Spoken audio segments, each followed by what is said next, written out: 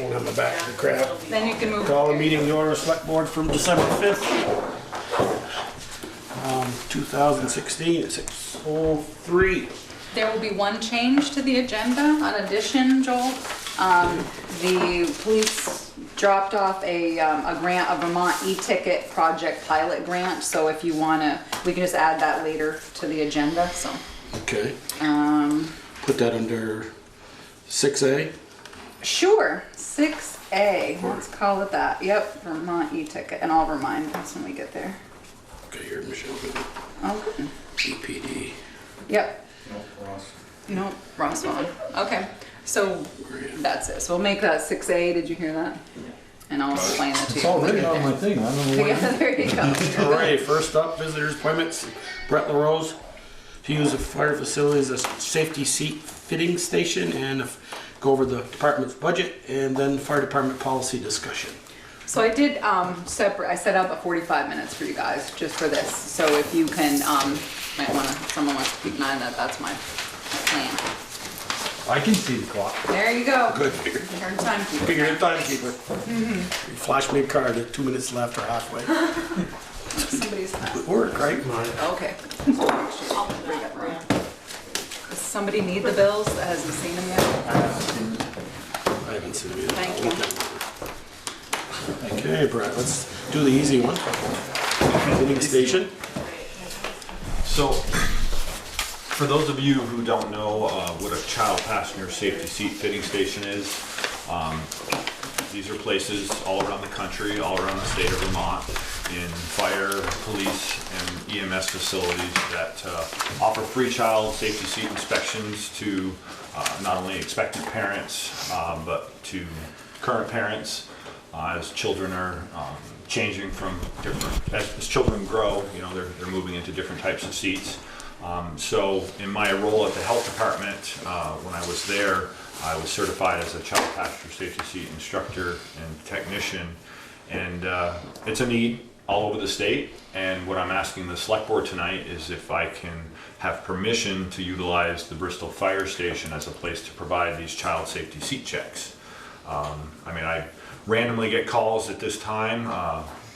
Virgin's Rescue, they have a fitting station in Addison County, and then Middlebury Police. Middlebury Regional Ambulance shut their doors. They lost their technicians. And previously here in Bristol, it was Police Chief Gibbs and I believe Randy, Sergeant Randy Crow, were also certified technicians, but their certifications have elapsed. So it's a skill set I have. It's something I enjoy doing. There's no cost to the recipient. There's no cost to the town. Simply asking for, you obviously need an indoor facility to be able to do these seat checks. And with this, it also, you know, for families who are income eligible, they are eligible for free car seats. Oh, nice. So, and all these resources come from the health department. So they would be the sponsoring agency, if you will. You know, they provide any resources we need. Some fitting stations choose to have open hours, such as, you know, the first Saturday of the month. But in my experience, I prefer to do it on appointment by appointment basis, just as a need arises, because I wouldn't want to spend 4 hours at the fire station, say on a Saturday, and have nobody show up. I think that makes sense. So is that something you're going to put on website and submit to Pam so she can keep all the contact? And it will also be on the Vermont Department of Health's bseatsmart.org website. What was that again? VT? bseatsmart. Oh, sorry. Thank you. Thank you. So we would be listed as a fitting station in the state of Vermont. Nice. Okay. So that's what I'm asking for permission for. What's your pleasure, gentlemen? So move. Second. There's a motion to second to allow Brett to use the fire station as a child safety fitting station on an appointment basis with him. Any more discussion? Hearing none, all those in favor, please say aye. Aye. Opposed? All right. Thank you. It's okay. You can stay there. So we'll slide them down.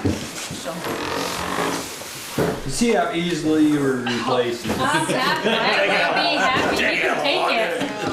She's like, I did text you. oh, I'm sorry. I was in my office. Sorry. I figured you would be on. I wasn't worried about it. Oh, we'll start with the budget and then Michelle can jump right in after she gets the code off. Yeah, they did the car seat, and there's gonna be one addition to the agenda, 6A, it's a police grant, I'll just remind you when you get there. So they just approved the child safety letter, yeah. See how you get it uploaded right quickly.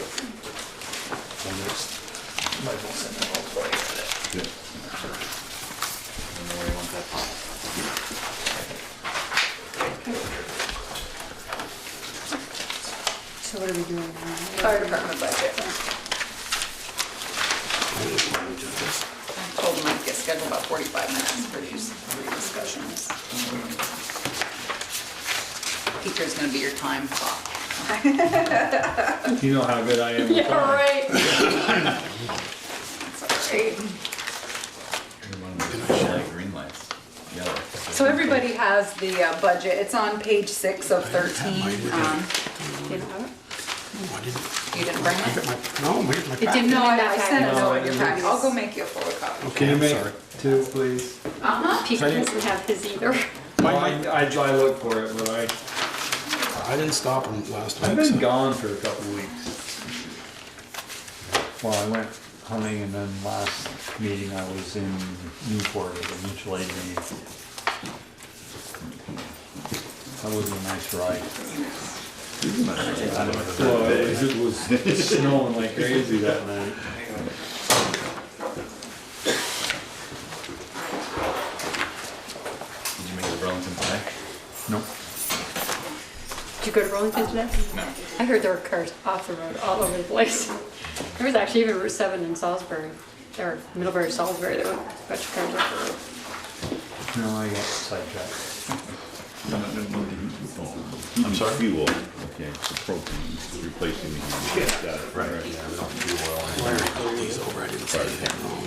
Yeah, me I too. didn't have a chance to But, look at okay, it. it just dawned on me when I started asking Yeah. the question. Oh, yeah, it's- At the old fire station, Ted, we used to have Yeah. a small tank for the gas cook stove. And that went away, and then for a couple of years, and now it's back. And that's, I could, It's gonna cost more to heat that than it did to cook meals? Oh, the stove is gas, still gas, that's it. Yeah, that's what it is. that's all for cooking. no, heating is listed separately. Yeah.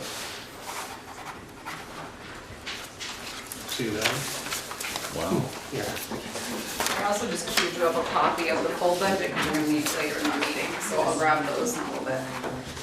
Thanks. Okay, so again, page 6.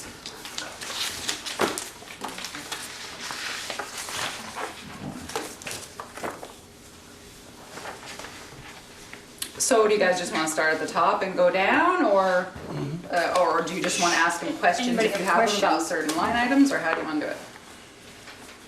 Go ahead, Ted. What can we do about the heating fuel? Well, the, That's certainly. propane, right? That's propane, yeah. What we I'm have to- looking at it being $3,500 and jumping up to $13,000. Yeah, Electricity. that's the electricity, and Is it? so. I'm on the wrong line? That's Yeah. okay. So it's electricity, Ted, and so what Brett and I can tell you is, there's a It couple, is. yep, there's a couple numbers with this building that Brett and I worked with the, engineers. We looked at Middlebury Fire Department and Johnson Fire Department, two ones that were built reasonably close to us. And we have a couple numbers in here that are just educated guesses, basically, for lack of a better word. We have not been through a winter yet. Right. And there is no fuel oil in this building, and it's designed to be very energy efficient. So everything really just runs with electricity, a lot of the, There are a lot of mechanicals in this building. Yeah. Still, I know. going from $3,500 to over $13,000. Right. You got No, three times the building. No, not really. Well, We've yeah, also so- removed- excuse me, Yes, really. Really, Yes, Yeah. really. And remember, we've also removed, in the past, we had heating fuel Right. of $6,000 that we normally budgeted for, so we didn't budget that. And Brett's very well versed in this, we've had this conversation more than once, that what's what doesn't get spent out of here, and then we will have a better, you know, we need to get through a winter. So I think it's even 17, 18, still, you know, it's why it's a guess. We're not gonna have real numbers until 18, 19 Right. budget, Right. unfortunately. Teresa, you do have 5 months of electricity since the day we opened, July 1. Yeah, and if you look at And what the, have those been? Right. well, if you look, 24. I have an act, you know, as of, $28.91? of, Teresa's a bill, a GMP bill, and and I think it had just jumped to about, weren't you commenting, $800 or Yes. $900? So Yeah. we're gonna know better another month or two, but, we've never run this building through the winter, and if we get below zero, we just don't know what we're dealing with. So that's why we budgeted for this amount, and it's the same number we budgeted last year, and obviously if it's not spent on electricity, then it stays in, goes in the undesignated fund balance, and next year we know to cut this expense. And like I said, we spoke to several people, Efficiency Vermont and everybody, and this is what we got. Because, yeah, there's a bill in there for, Electrical, she GMP. That was how much you said? Yeah. I thought it was like For the $800. select board Well, members the- and for the the public actual who are invoice. Yeah, here you have to tonight, pull this down. is, Yeah, it's under How much GMP, heat is, Green Mountain. is produced by electricity? Any of it? All of what it, it costs to all the run heat is the, produced by electricity. The resistance heaters? The heat pumps. Yes, The heat pump. The heat pumps? yeah.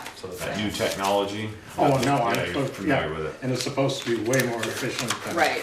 Yeah. And unfortunately, as Teresa already stated, until we get through the Keep winter, on the green, you know, but we, looking you for know, Green Mountain. as we always Power. have, we keep the thermostat down when no one is there. But Lights have shut yeah, off. always shut off. Energy efficiency came in a month or so Right ago. We're there. talking There's energy an attached efficiency and the spreadsheet. It should tell electricity you bill fire has gone up 400%. Right. But it's. The we're also building is talking probably about- 400% bigger. We should write on the front, should tell you what the fire You department went is. from- It's right there. Yes, it's The building is 400% bigger, but it's way more That's the efficient old fire than that station. leaky old 1897 building. But there's 636? Yep. Then there's a lot more electrical stuff in. There's a lot of mechanicals. Yeah, that- so the month we're just gonna pay tonight, one month was $636. So it'll be interesting to see in January, February. I guess, to Ted's point though, 636 is 10 is 6,300, so you're averaging probably gonna, I would say $7,500 to $8,000 a year, electrical. You know, I have no idea. Could you trim 3 off that, make it 10? Well, I would rather have it in there and not go over budget than, Well, I'm just, However, Do we're under paying budget. for it this year.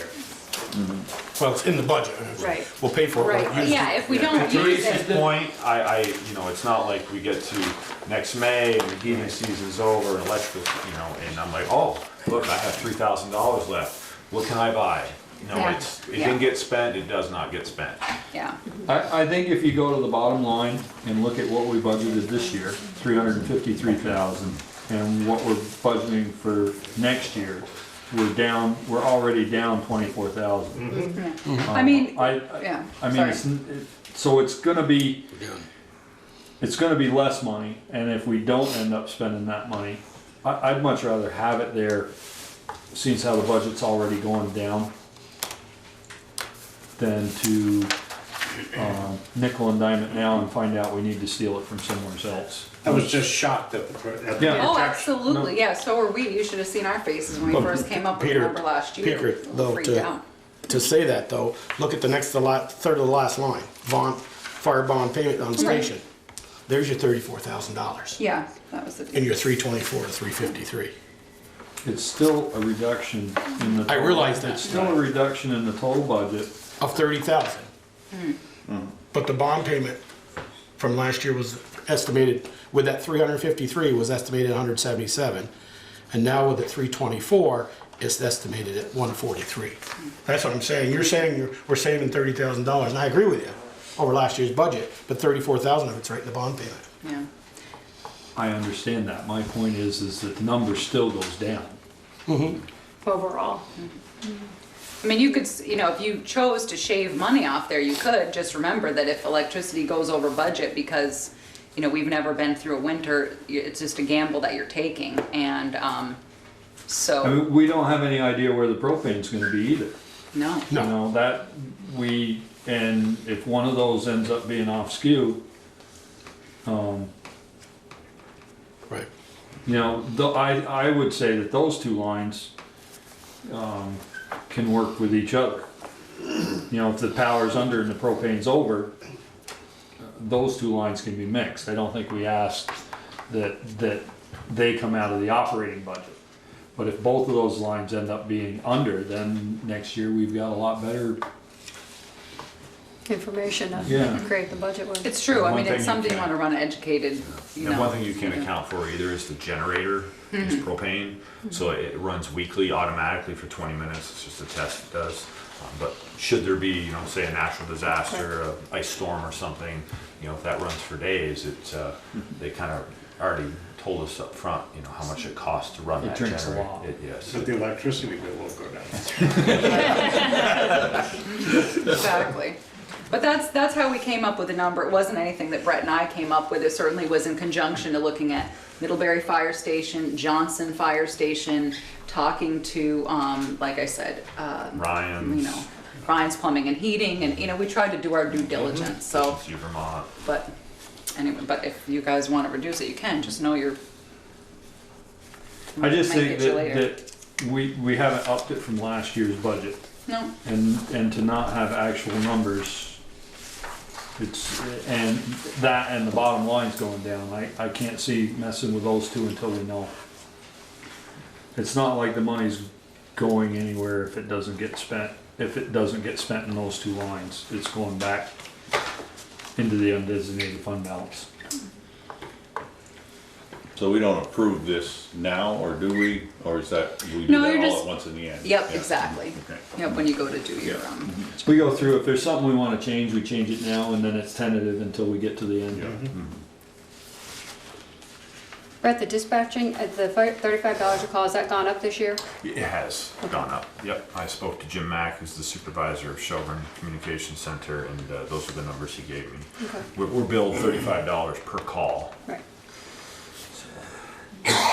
so it's the increase in the per hour, per call. Per call. Per call. Yeah, what was it for, do you remember off the top of your head? I think it was 30. Yeah, it's been 30 for, Okay, I'll Yeah, leave it that started down. at 25.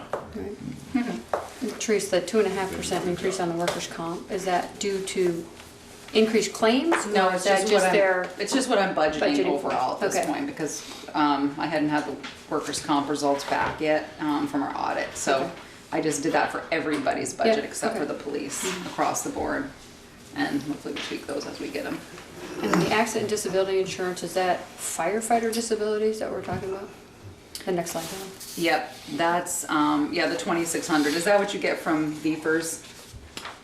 Brett, Which line are we on? accident and disability Accident insurance? disability. Oh, yes. Yeah. Yes, it that's the is. F. Or Yep. VFIS, what, I can't remember your initials, but yes. Also, too, one of the things that will come out later on your agenda is, what I have not added to this budget is the cost of the insurance for 32 North Street, so that'll come up later.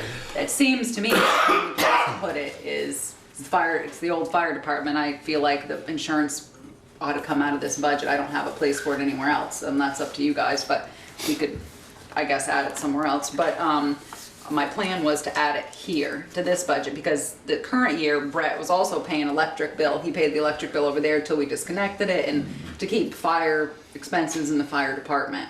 So we'll discuss that later on your agenda. I think it's, You did it. yeah, it's on there. Anyway, so we'll talk about it later.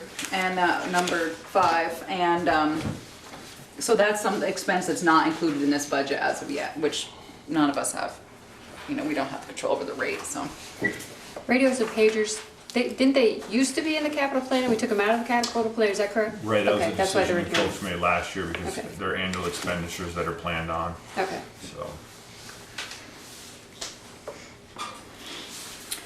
And the communication tower lease, that's an automatic 3% annual increase. That's nothing that Brett or Eric drives. We're tied to that for 2 more years after this.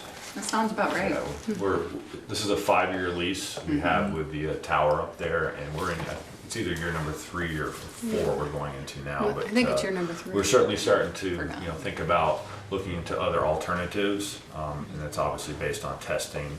We'll have to hire, one of our communication vendors to come down, but ideally, whether we have another source with some significant height to it, if it's worked, it would be nice just to put a small a tower attached to the back side of the fire station. Many fire stations have these. They're not extremely tall, but again, it's all dependent on testing and can we get the distance we need to get.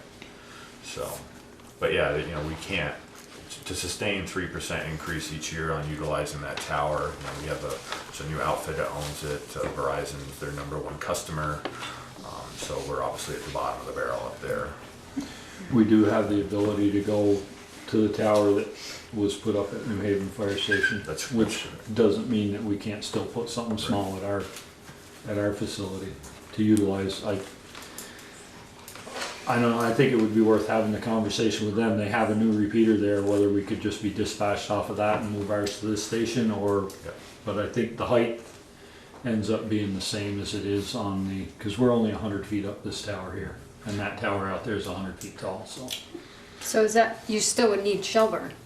Yes. Yeah, we just need a tower for our repeater system, and you know, after, it's definitely worthwhile to have a conversation with New Haven and find out their long-term plans. But you know, previous research that was done by Bristol Rescue Squad, the best place to have a repeater tower in the 5-town area is at the New Haven Fire Station. So currently, the Chipman Hill repeater is our backup site in Middlebury because there is no backup power at this tower here. So when we go down, just until recently, we're now automatically notified, thanks to Eric, by Green Mountain Power, so we can immediately notify Shelburne to kick us over to our backup repeater.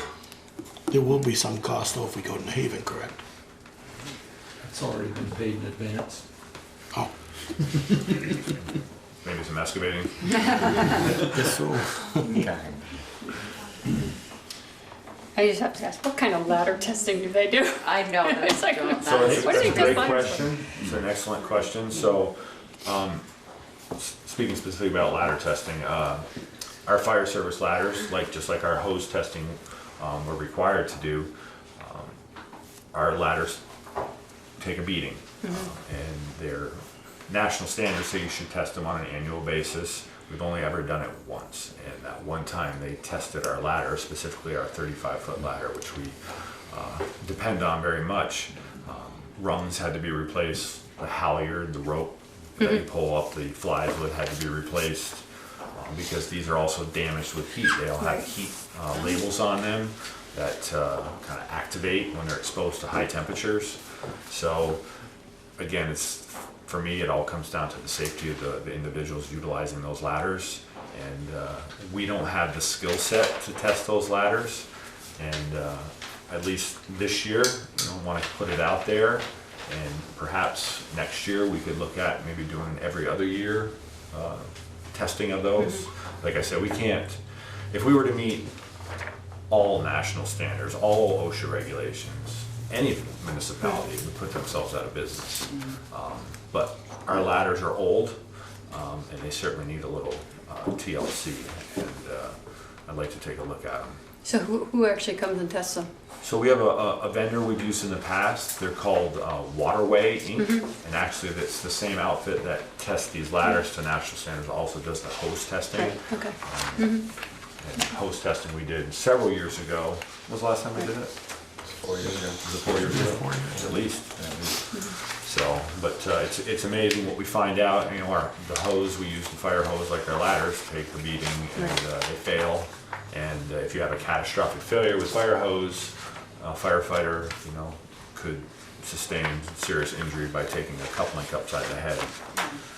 So, If you were curious as to how they test the ladders, they extend them all the way out, set them on sawhorses, and then they put 300 pounds in the middle, and they're allowed to sag so far. I think the 35-footer was allowed 3 feet. That was gonna be one of my questions. Are they rated for 300 pounds? They're rated for 3 firefoot, 6 to 700 pounds. They're 3 times the weight usually of your regular contractor ladder. Yeah, all right. But they're tested flat. They're set on Yeah. 2 sawhorses at the very end, fully extended, and then the 300-pound goes in the center, and then it's... They just pick a depending on how person far. to do that, or do they get a weight? and they also provide the necessary documentation that the ladders were tested should something happen down the road. They got one big guy. He has to make sure he has his donut in the morning. So if you could see on here that rubbish removal is currently a free service. That's something that's very kind that R&L Rubbish donate to the Bristol Fires. What Richard told me was that he needed them once and they were there for him. So he donates that, which is very kind of him, and we're very thankful for that. So he comes around and they pick up their recycling and rubbish for free. So And he's gonna It's nice that feel they do it. grateful for a real long time. I asked him At about least it. until we find out what the power costs. That's right. I told him, you know, we could add him in, but he said no, he was good with it, so which was very kind of Yeah, him. he's a good guy. Yeah, very much so. Okay, can you guys explain to me the uniform and apparel change? Yes, so the fire department uniforms, apparel we wear. This your Class A? Yeah, what we refer to as our Class A uniforms. Is that the fancy uniform? That's the fancy uniform Okay, all right. for funerals, special events. And then our Class B, which is essentially the same uniform minus the jacket.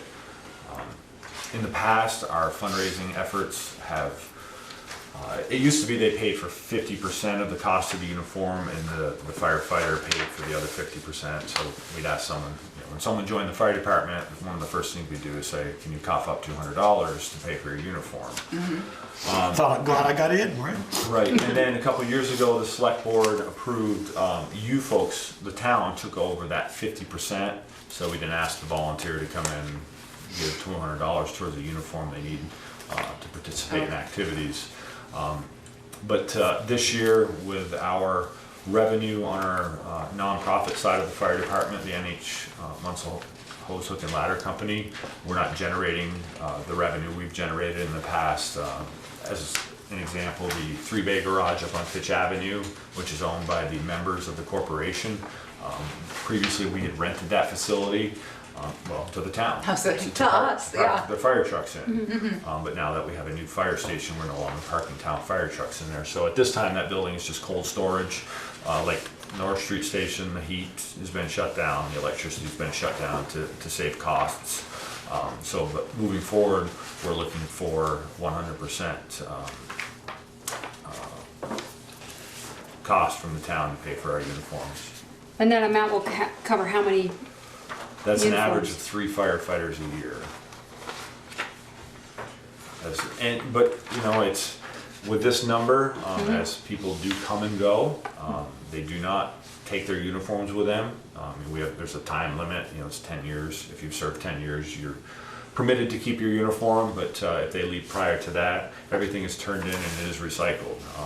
You know, obviously they don't always fit the next person, but we certainly take advantage of that. I recycle shirts, jackets, pants, belts, ties, the hardware, and that So stuff. if they paid 50% of them, you still make them, Label. not that they want it, but, I mean, I don't know that they want To it. answer your question, Michelle, when they were paying 50%, it was considered Okay. their uniform. Okay. But now that the town, Pays. well, whether it was the town was paying 50% and NH Munsell was 50%, we no Okay. longer considered it the uniform of the individual. Okay, So, but when the individual was paying 50%, yes, Okay. they were permitted to keep it. okay.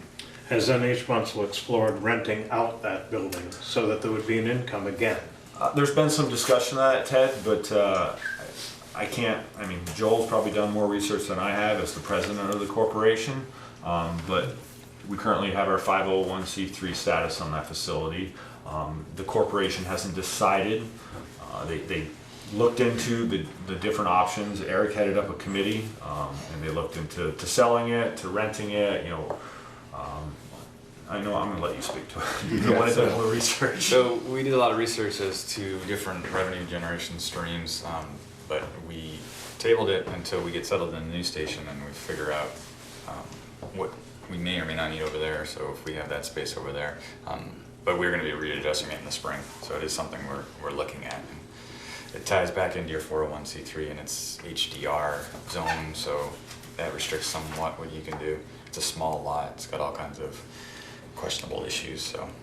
What did you guys do before the town rented it? Because we only rented it Yeah. since when? It wasn't Not very only long. 3 It's, years, right? No, actually, No, it's it's been been- rented to the town because Peter Bouvier rented it 1 year. to store the tractor and something. But not We had great, we had our were. 36 in there for many years. Our antique was in It's there been for a many. while, because Yeah. when we first Well, got Heavy here, Rescue, we it- had it up there. Yeah, and it Not used to the- be, the old Heavy well, we Rescue. stored heavy rescue there, so there was about 3,400. Then when we put our equipment in there, or the more of the equipment in there was 7,400.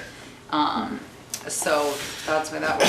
I have a question about the uniforms. Is what if are people are responsible for them? Like, say they rip one, do you just go out and repair? Do they have to pay for that if you think they're negligent? Like, how does that work? If it's, negligent, I'm the uniform coordinator, if you will. I do all the purchasing of the uniforms. Yeah. And, it's our goal that everybody look the same. Yeah, It's the right, sure. uniform. But, if it was, something that happened by accident, we certainly take that into consideration. Repairs are minimal, a button fell off, a ripped pant knee or something Yeah. like that. We do a lot of our repairs right here locally at one of the stitching places. Yeah. But our uniform vendor takes care of most of that. But, if it's negligence, sure, it's actually written into our uniform guideline that, Yeah. The individual is responsible for it. Oh, that's good. But there's a significant cost associated with the fire department uniforms. Yeah. Unfortunately, that's just the nature of the business. Yeah. But regarding the apparel, things like this, Mm-hmm. depending on where we buy them, the cost is different each place you go. But that's on everything we're wearing you see right now, we bought Yeah. ourselves. It Yeah. doesn't come out. The taxpayers, what we're asking them for is our uniforms. Okay. Our uniforms that we wear for parades, funerals, Okay. special meetings we're required to attend. All right. The one piece of apparel the taxpayers do purchase, when a new firefighter comes in, they have to complete their Oh, that's firefighter right. 1 certification, and when they successfully complete that 200-hour course, we purchase them one of these shirts right here. So, just to say, nice job, and it's just something they can walk around and be proud of, and you can wear it for a lot of different things. It only took them 208 hours to That's get it. right. Yeah, exactly. No, that's fine. I'm just curious. Any other questions for anybody on the? Yeah, I see it has the bond payment for the pumper tanker. I don't see bond payments for any highway trucks. Are they not bonded, or they're not, they're No, all through they're capital not. funds? Yep, Okay. exactly. The other thing That's is, what that new thing that we just started last year or 2 years ago, hopefully will do. And we'll come in here and spike it up, spike it down. Yeah. the other thing is, I should say, as I was just speaking with Brett, I did not include his capital equipment or vehicle plan. He just met with KME recently, so he's gonna update his apparatus plan, excuse me. And, but a capital equipment I did not provide to you, so that will be something you will see at a later date, is the capital equipment plan. I don't know, is there any big changes in that, so.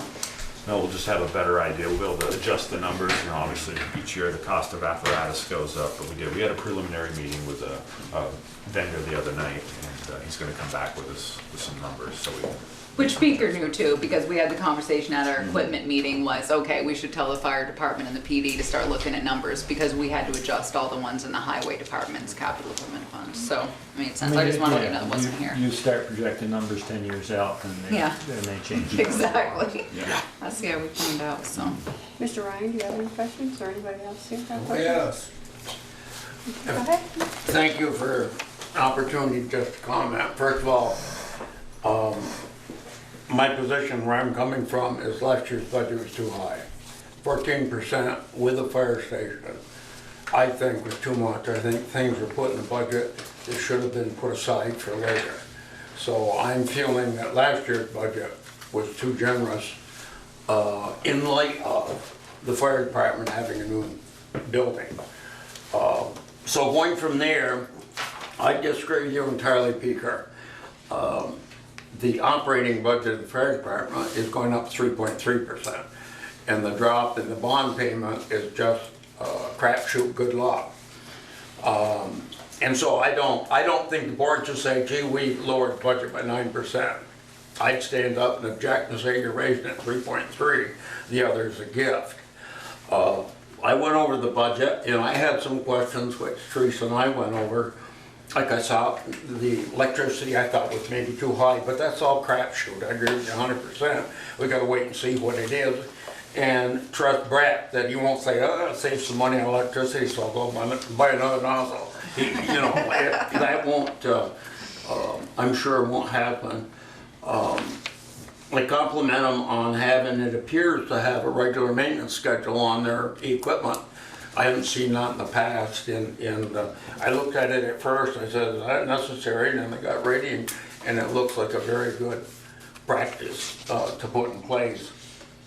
I question the uniforms, personally, I'm a tightwad. I think the men ought to pay for their own uniforms, or at least for part of them, but that's, again, what you want. And I'd be concerned, Peter, in what you're saying about the budget, that the other bond, the 31,000, is paid off in 18. I certainly hope that in 2018 you won't say the fire department's got 31,000 more they can spread around and do, because I don't believe that's the way it should operate. Last year, just as a general thing that I got irked me a little bit, but I didn't sit in on the meetings, so I couldn't tell. But it was my understanding that the fire PPE gear was in the capital budget, and the auditor says that's not a capital expenditure, that's a running expense. So they took it out of the capital budget, but they didn't lower the capital budget. It went into this. That's just a small nickel dime stuff that, and I may be wrong on that issue. But otherwise, I don't think this budget is bad. There's some stuff in here I'd have lower, but that's again your choice. And I guess my biggest comment is, I would not say we just, decreased 9%, because I think that's misleading. That's what I- We decreased 9% because the Because of bond the was bond less only. than, Yeah. less than, yes. Yeah. I totally agree. I'm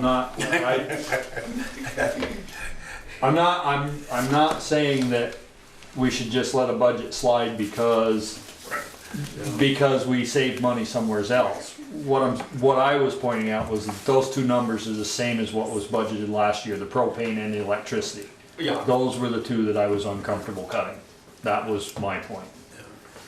Not the fact that the budget was less because the bond payment was less. No, I totally agree with you. When a bond payment goes away, You think we ought to that's do not that next time? open pocketbook to spend that money. Next time, too. You got a public hearing. Right. Teresa, Michelle, may I comment on Peter's?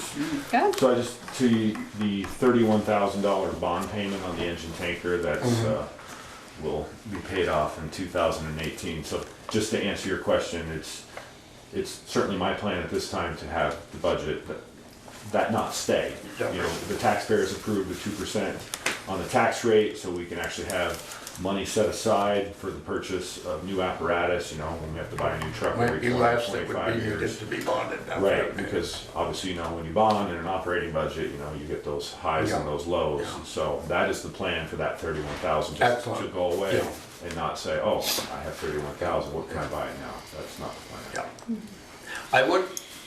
I guess this is the only time I'd have a chance to comment on it. I'm still opposed to that 2% on the tax rate for the reserve. I think you ought to set an amount and just lay it out. I'm absolutely opposed to that 2-cent burden. Anything in your budget that is like that.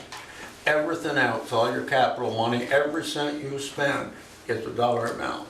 And I think if you need 75, 60,000, whatever it works out to, I know, what is it, 57, 58? Yeah, something like that. And Yeah. we'll see pretty soon when he comes in with the new, Yeah. with the new And spec. so the if new it's capital plan. 60,000, I'd make it 60,000, don't be embarrassed by it. But I think that's my 2 cents worth on it. I know some people disagree with me entirely, but That's your 2%. That's it. Your 2 cents. That's 2 cents. So yeah, we'll look at it Yeah. when we see the new numbers from KME Okay. and see exactly, because it may be a specific need, you're right, Peter. thank you for the opportunity to. Well, Peter and I have disagreed on that one right from the start, so That's that's, it's a healthy disagreement. Yes.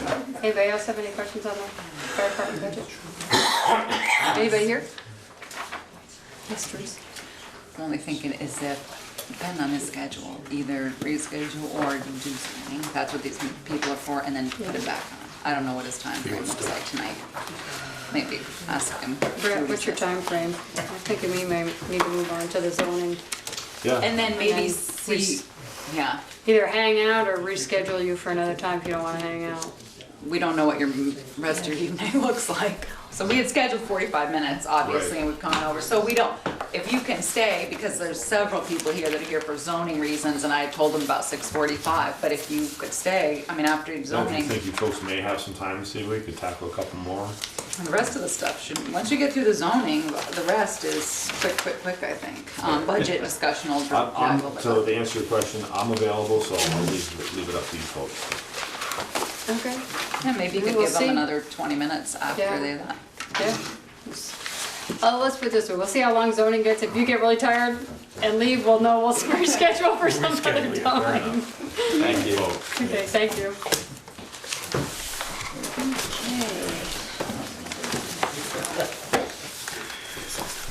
Okay, so we're on to the public forum, opportunity for citizens who are not on the agenda to briefly share comments and concerns with the board.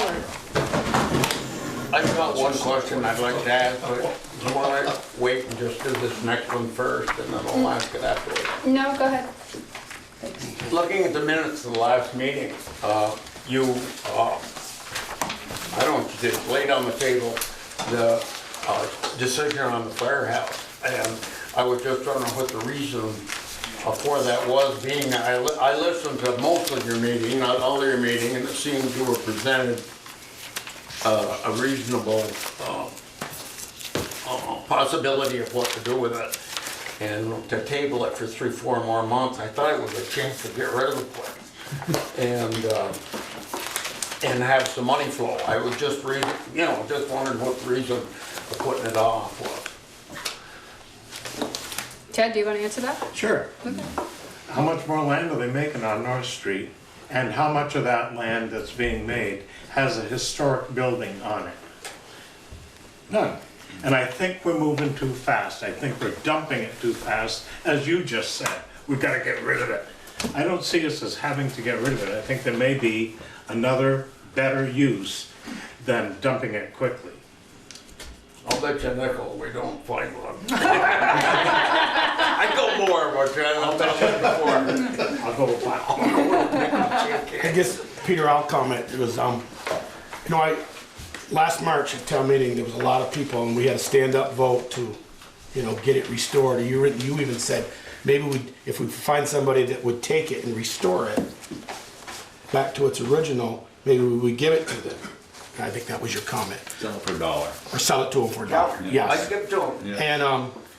And so the board has asked for a business plan, and this no disrespect to Mr. Bernstein, I just didn't feel there was a business plan presented.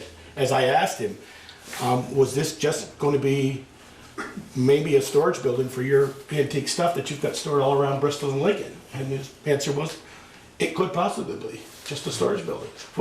And I didn't see it being he wanted to leave the doors just the way they were, the bathroom just the way it was, not restore it and just use it. And I don't think the whole public wanted to see it restored, fixed up. And I just thought it would go into more disrepair if we just left it as a storage unit. Yeah, I misunderstood what he said then. I took it that he was gonna keep the front as the old design and He was, and yes, use you're the correct. rest of the building. And the front of the building is what was of concern to everybody. Yeah, he did say he would But he restore the did say front. that he wouldn't mind just leaving the doors the way they were and using it For that way too. now, until For they, now. right, but he knew You once know, the covenant. He wants the kicked old in, building, too. so that's just, I don't think 6 months is, I agree with Ted. We still gotta do something within 5 years with our police department, unless we wanna continue to pay rent. And that's not a bad deal, Nickel too, Joe. so, I don't wanna sell it and then say, boy, I wish we kept it and used a piece of I it. just I like hope to see something better more comes effort. along. I do. More effort put in trying to find something more acceptable than what's been offered. Did I answer your question? Thank you. Anybody else? Okay, we'll move on to discussion of the proposed zoning bylaw regulations and proposed town plan. Okay, so after when we had the last select board meeting and we had the public hearing, and this was typical, I heard from a couple select board members after when I'd asked a question about it. My impression, and please correct me if I was wrong, I got the impression that the majority of the board was not in favor of the overlay district.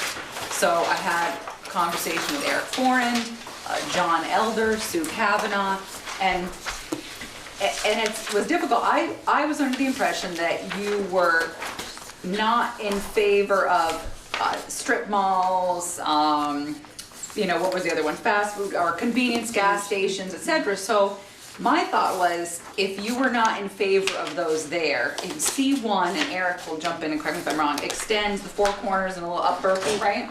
And down 116. And down 116. So if you didn't want them in these on these three corners, whatever, you probably didn't want them anywhere. So so you could, as an option, forget about the overlay district and then just remove 2 or 3 conditional uses from commercial 1. So, because what came out at that last meeting was if Dave, use an example, if Dave wanted to do something right there, we're telling him in zoning maybe he couldn't do, but Craig Brown could do it next door. That was a little bit, seemed a little bit, the board thought maybe that would be a little bit unfair. So that was, and I talked to John Elder, and he was in favor of that, and we spoke to Chris Purley today, and everybody seemed in favor of that. So I guess it depends on what you want to see in Bristol. So you could remove snack bar, vehicle service station, I don't know how you feel about vehicle sales or rental, out of there. And one of the suggestions too was possibly if, and I hate to pick on these folks, but if you didn't want a Dollar General, you could remove retail store class 2. However, just remember, you could be zoning out something you might want down there one day. So you kind of gonna have to take the good, the bad, and the ugly with that one and possibly leave it in. But again, I thought that maybe if we facilitate a little bit of a conversation in advance, or give you something to think about. And Peter, you weren't here for that, but I'm sure you're aware of the issue, and perhaps maybe we've heard from the Livingstons about their concerns. And Well, I guess what I would say is, there was a lot of discussion. I went to both of the planning commission's hearings, and there was a lot of discussion about other properties, and one was the Bristol Market. We discussed making that compliant because it's always been a non-compliant, and in order to do that, they would have had to put 2 other places out of compliance, the 2 properties before that. So my thought is, if they weren't willing to put those 2 out of compliance, why do we want to take a thriving business and put it out of compliance? I mean, that's my concern there. I just, when it's already there, it's compliant the way it is, I just have a real hard time, saying, I'm sorry, you don't comply anymore. It's changing the rules in the middle of the game, and I think there are other areas where they've worked really hard not to do that, and I just have an issue with doing it there. one of the things too that if you look at C1, which was on page 20, and Eric pointed this out to me, the 2 things Eric can approve as zoning administrator are farm worker housing and home occupation. Everything else that's permitted goes to site plan review over through the PC, and if it's a conditional use review, it goes to the ZBA. And both the PC, and again, stop me if I'm wrong, Sue, or Eric, PC, that goes to the PC and the ZBA, they both have the ability to put some caveats on the property about maybe landscaping or certain things, not to the extent of the overlay, but you do have some abilities to soften it. If any of these things were to come into play, they would still have to go through the state permitting process, possibly Act 250, and would Exactly. have all of those reviews and requirements applied to them. May not be to the same extent that Bristol might have wanted to, but my problem is I didn't want another set of stuff hoops they had to jump through, Right. and costs they had to jump through to get to do what they wanted. That was my problem. It's true. Any commercial business is gonna have to go through Act 250, anything commercial. Yeah, and it definitely seems obviously that the goal of the select board is to be business friendly and to certainly, everybody wants to increase the grand list. So how do you as a board feel about removing snack bar and vehicle service station from So don't even make them a conditional use. So then those two things could not go anywhere in C1. Not the vehicle service station. Uh, Vehicle service station was a garage, it was vehicle convenience. Vehicle sales or rental? Slash convenience store, which isn't in there anymore. Okay, well, Vehicle service station is Kilbourne's. well, right, but I didn't think, oh, okay, I didn't So think it's a anyone garage. wanted a garage at the garage. So Well, I mean, it's an vehi- option, but I'm just telling you there's some there. Okay, all right, thank you. So vehicle service station, so it, That'd be like what that has, with no, doesn't sell gas, doesn't sell, Rather, Kilbourne's is in commercial down Plank Road. He has, Right. for but he's not part of C1, is he? Kilbourne's is. He is, okay, I couldn't know how far extended, thank you. So, we could start with snack bar, I guess, let's start with snack bar, it'll be easier. Do you want, that's like an A&W, do you want an A&W down there on the corner? Why not? why not? Yeah, I don't see Okay. why not. There you go, Maybe bring people to Bristol. Yeah. okay. Retail store would do. A retail store class 2, That's 10,000 square that's feet? less than Yeah. 10,000 Less square than feet. 10,000. About 5,000 to 10,000. And the dollar store's been taking a big punch in the nose. I know, it really has, I know, Regularly. I know, it's just And you came look up. at the dollar store in Virgins, yeah, it's not the most, it's not a castle, but it isn't objectionable looking. It's just an average looking building. It is not a dilapidated building with a bunch of junk out in front of it. No, Not yet. no. And it shouldn't be. mean, It I- should never be. I know, Ted, I've said that some, and yeah, I don't mean to give them a bad name, because I've shopped in them before. But I just, what I'm trying to think is down there, and they'd have to go through the permitting process. Yep. Right, But let's say the business that's there presently on the corner that sells almost a lot of stuff to make your house, the outside look good.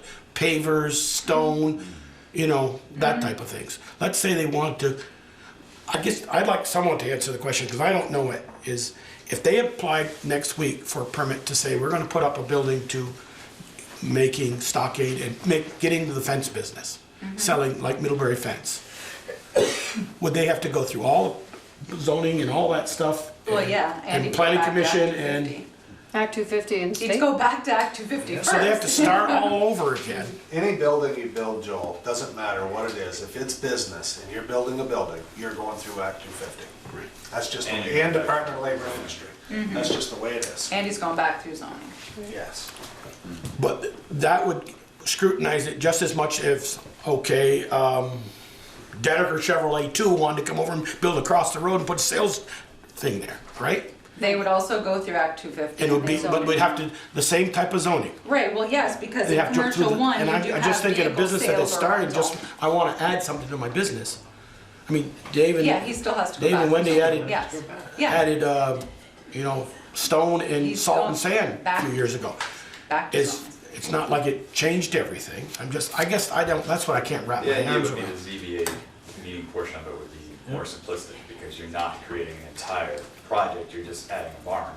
So in Modifying theory, the permit. modifying. Okay. You just come in for an amendment. Okay, So in theory, it's simpler, but yeah, you add something that maybe needed more parking spaces, so you gotta adjust that. Okay, you're gonna have more trucks coming in and out, you need a bigger road, so stuff like that. Because you've changed the original conditional use that you went for, you just need to make sure that what you're adding is kind of, mingles with that one, works with that existing use all right, and doesn't, you're not building a completely different business next door and just calling it the same. It should be simple. So, okay. So what is it people don't want down there? well, Well, I that's wanted the to thing, ask, that's what I was just Sue gonna and say, John. we're moving So, our way. my understanding, the intent was that we want, the planning commission wants to maintain the village, the Main Street area, and get people to come there and not have something competitive down there. So people will go there and not come to Main Street, am I correct? Correct. Yes, That's okay. Certainly our intent. So, the flip side of that is, there might be something there where people would come to that part of Bristol just, and, well, since we're here, let's go get a creamy, let's Yeah. go have lunch. So it goes both ways, and, There I used to think be a David- restaurant down there. pardon Right, me? There Mary's used to be a down. restaurant, a Yes. very lucrative restaurant. Yeah. That's what your place. Yeah, there was. Yeah.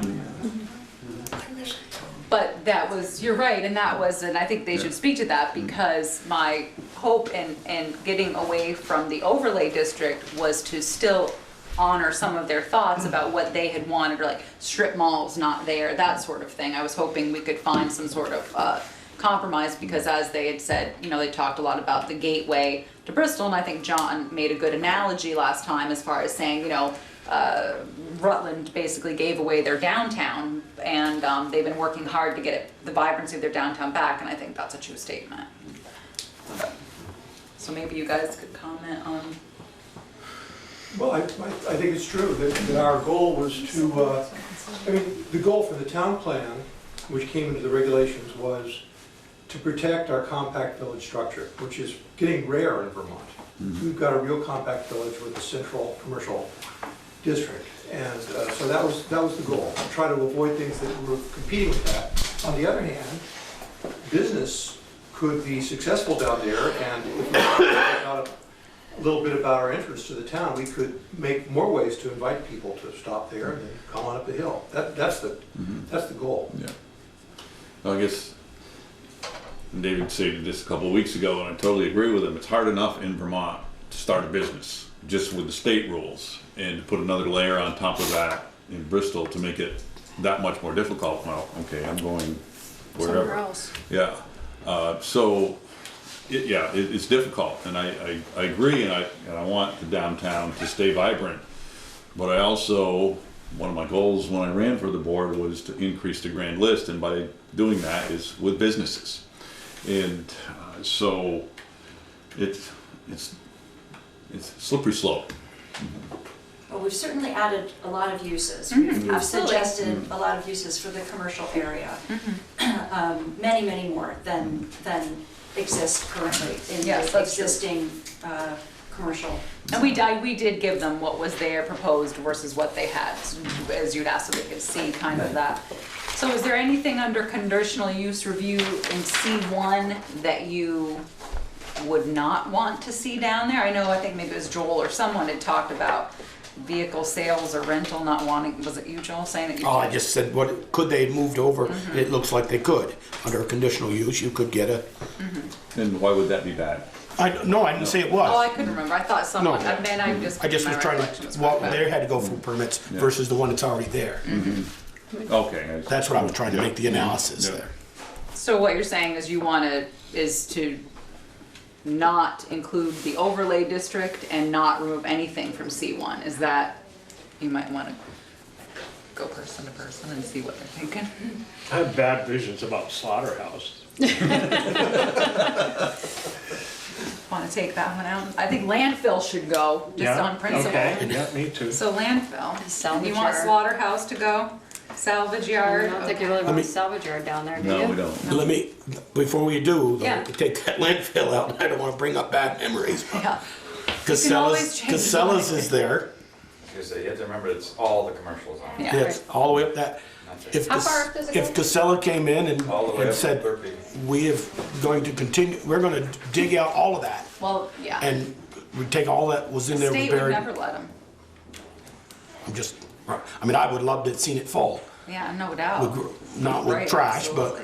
No it would make doubt. Mount Dave a lot better off. Yeah, oh, here, oh, good, thank you, Eric. Can you show, maybe they can, over there so you can see. There you go, Jimmy got that. Poster child. Can you see? All right, so it's all the pink, Diesel quadrilla. So is that, all the bright pink, does that cover C1 to commercial, okay. Goes all the way Hills? up to hills. Hills? The hills. Up to Hills Farm, doesn't include Hills Farm. Correct. And then it comes down to You Browns, can find it, good luck, that thing is unstable. past Browns to Lathrop's, the other side of the Oh, I Yeah. don't, Lover's Lane, Can't not keep Lover's Lane, anything. but Hewitt Road. Hewitt Road. yeah. So it Okay. encompasses, yeah, it goes to White Rock Sports there and. Yeah. and We then- drew that down, we increased the commercial zone there on Okay. that side. So the lighter pink south of that, is that still the same district? Yeah, or is that something else? Because it just looks a different color, that's It what I'm looks a different asking. color pink, yeah, Red ink. Why does it look different? I don't know, a little lighter. yeah. I think it's because it's the flood Is that the industrial? plain is Oh. underneath. Mixes in with the flood. Okay. Okay. Alright. So the flood plain. So, So we get commercial area in the flood. so those are, okay, Not, but so Ted, you're saying slaughterhouse out, salvage yard? I'm just having a problem imagining what a slaughterhouse. No, I think, We put them in because I think we need slaughterhouses. Yeah. Yeah, we I'm do, just but we speaking don't need it personally. right there. You don't need Yeah, one but- in the corner. Well, where's the, yeah, he's got, Hide it. Well, The the only question, zone we included it in, I think. oh, okay. well, there the you go. question is that if it's a conditional use, they still have to go through the Yes, review, yes, and that doesn't mean they yes. get granted a Fine. permit. So the Yeah. first question in Yeah. a conditional use is it appropriate for this location? So they still have control over what they put in. Yeah, to some, yeah, I mean, to some degree, but, I mean, if it's a conditional use, you have an out, Sue, just because it's a conditional use doesn't mean you're gonna allow it there. Well, the first question they ask is it appropriate for this location? And if it's listed in conditional use as here, do you think they'd automatically assume it's appropriate? If somebody wanted to put a slaughterhouse down there, and it's the only zone for it? As a conditional use? Okay, so it becomes a discretion of the ZBA. Okay, Yeah. so there's no, 12 years on the CBA, and it was never a rubber stamp. You never had that request? Never had a rubber stamp situation. so nobody has Right. anything Oh, yeah, that they that's want to remove or add? There's no restaurants in C1 anyway, so a fast food wasn't an issue. Sue, what's a business Strip mall. yard? A what? What's a business yard? Business yard, let's look it up. I don't have it completely memorized. Hold on. Business yard is a site used primarily, Huh? Where do you find that? It's, 230. Oh, Right business above yard. South. sorry, go Salvage ahead. yard is, I just don't know that. Ted's yard. business yard is a site used primarily to store and maintain construction, landscaping, Construction material. or similar heavy equipment and other materials and facilities customarily required by a contractor in the building, landscaping, or construction-related trades Okay. or similar businesses, and where the majority of the business activity takes place off-site, may include associated office space and/or enclosed areas for vehicle or equipment repair or maintenance, does not include regular or ongoing sale of equipment. All right, thank you. So, Is that the conditional use that you got, Dave? The C1? The one she just The read? business yard? Yeah. No, Business no, yard? this is a nursery, right? That one's brand new, Peter. Oh, it's brand new? He's under a nursery. Okay. Right. Because it's basically everything that a nursery is. Well, he started with trees. Yeah. Yeah, trees originally. He's expanded. No, I mean, the definition that Sue No, just this It's is read. not more like, sales, this would be more Peter. like. This is not for Oh, sales. it's See, like, more just like storage? mattresses. Right. It's used for Right. storing and maintaining construction, landscaping, or similar heavy equipment and other materials and facilities customarily required by a contractor in the building, landscaping, or construction-related trades or similar businesses. So it So would it's be, not a retail it operation, would be Peaker's shop. basically, Yeah, yeah. yeah. So if Yeah. you're doing excavation, you can't store your equipment there? No, that's- it's a different thing, I think. I don't, wait, That's what that so, definition is. When you start heavy equipment, so like a Masterson. all it the says trucks- maintain construction, landscaping, and similar heavy equipment So and other. the trucks can materials. stay there overnight, but they're not You used can, on site. yes, that's what it is. Yeah. Which you need, because people need to be able to run these small businesses, and that's what the town needs. That's a brand new definition. That's a new definition, we let added it go that. person. Does not so we exist can move on currently. and see how they feel about overlay versus any language. Okay, Joel, I'm gonna start with you. Your feeling about the overlay or no overlay? I'm more confused now than I ever was. So, Okay, I'm sorry. skipping you. Yeah. Peeker. As much as I hate to disagree with the planning commission, I don't necessarily think it's for the betterment of this plan or for this zoning rewrite. And do you have any C1 issues, any issues with the current I believe proposed that- language of C1? I believe that the ability to deal with anything that came along is there, any conditional use that came along is there. Having been through Act 250 recently, very recently, I can feel David's pain with wanting to change anything you want to change. I mean, the stuff the hoops that I had to jump through and the stuff that I had to remove that has been on site for 20 years is absolutely ridiculous. But if we wanted a permit, it had to be done. And that has nothing to do with the town. No. No. Yeah. Peter?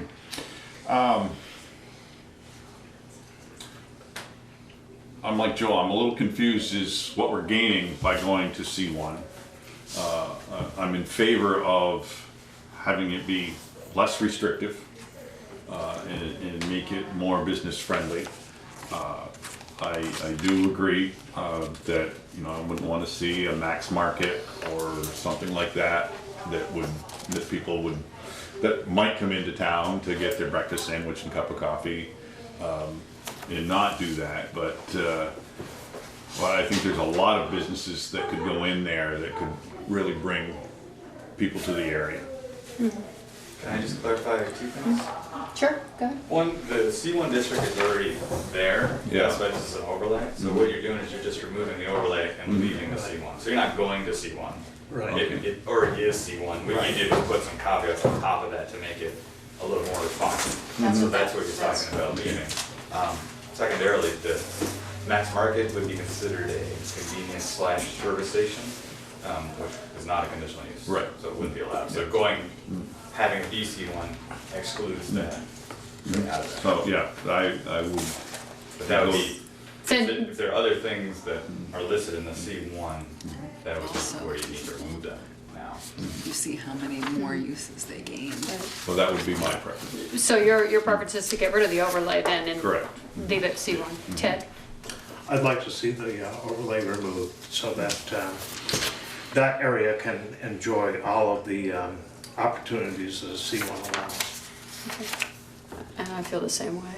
Joel? Yeah, I mean, I would still like to see that that fourth white corner, something, you know, if you wanna put a house there, fine, but I just don't think we, Oh, the white one. Yeah. that's RA5 and it's a 9-acre lot. And to put if you went down there and sat down there, I don't think you want to put a beautiful home there on that corner.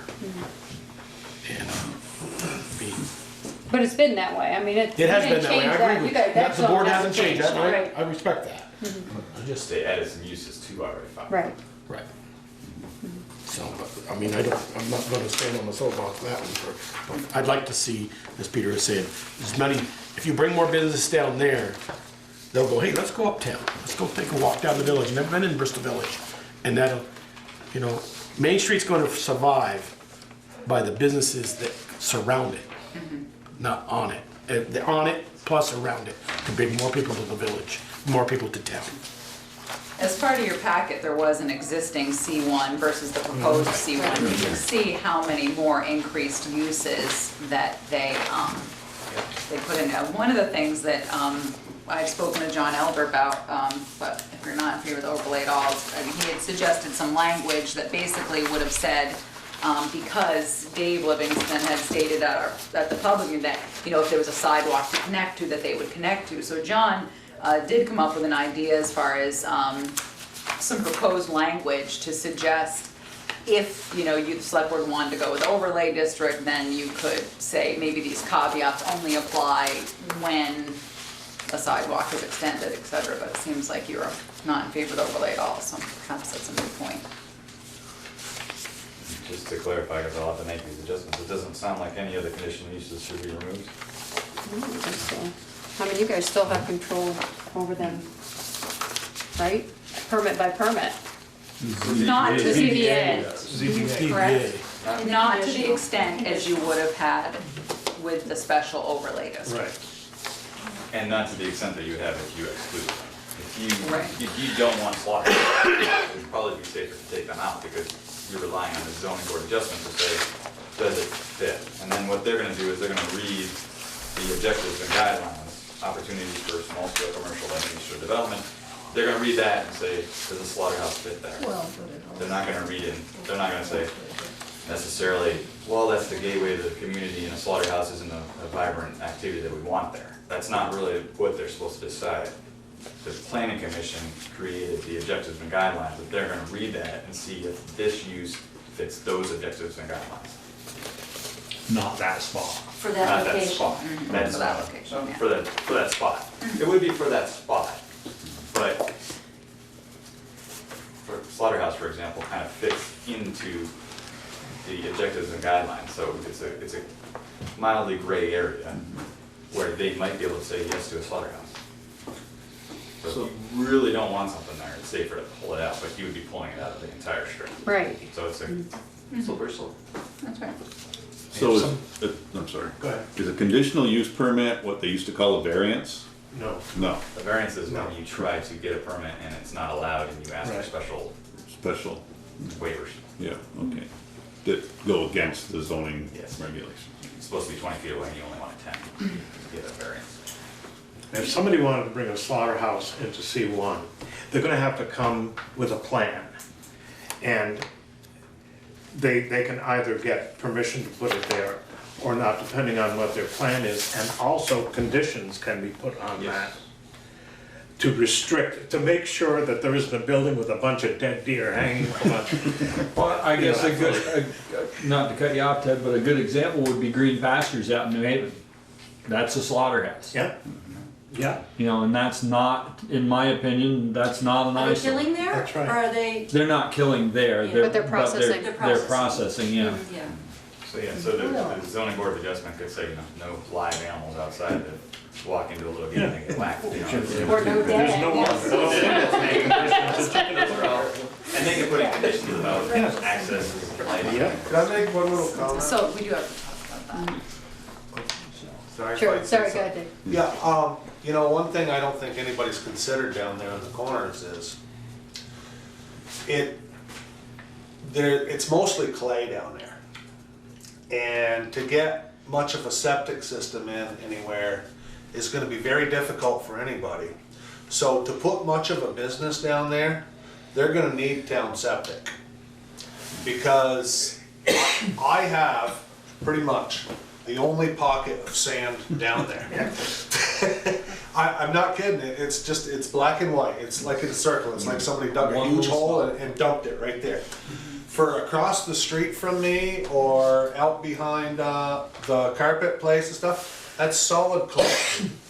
And, you know, to be able to put in like something like a slaughterhouse or something like that, for example, they need a huge amount of septic.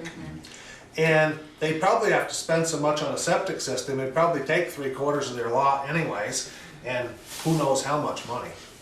So that's gonna limit a lot of activity that does go on down there. So I just think, you know, you should probably take that into consideration, and, because it's not very good soil down there.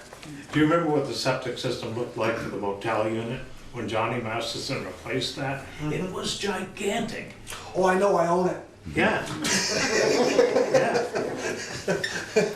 Yeah, I know, it's huge, and when I put the business in down there, I had to go around and dig all the way around the whole leach field and prove to the state that it was still a good working system and that there was nothing wrong with it. And get it basically reapproved to be able to use it for my business, but there's not much septic down there, so, you know, for a lot of businesses, wouldn't even be able to go there. So one of the things, so we don't throw the baby out with the bathwater, one of the things that Daniel's Four Corners specifically called out, and I think Peter Coffey asked about this, strip development. So are you know, this had said that no strip malls. And so it spelled out where it was defined and the criteria, and I know Eric Foran read that. Do you want to see strip malls down there, or is strip mall something that maybe you want to,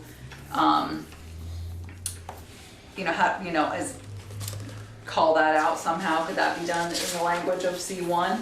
Probably in the. I don't see strip malls in there.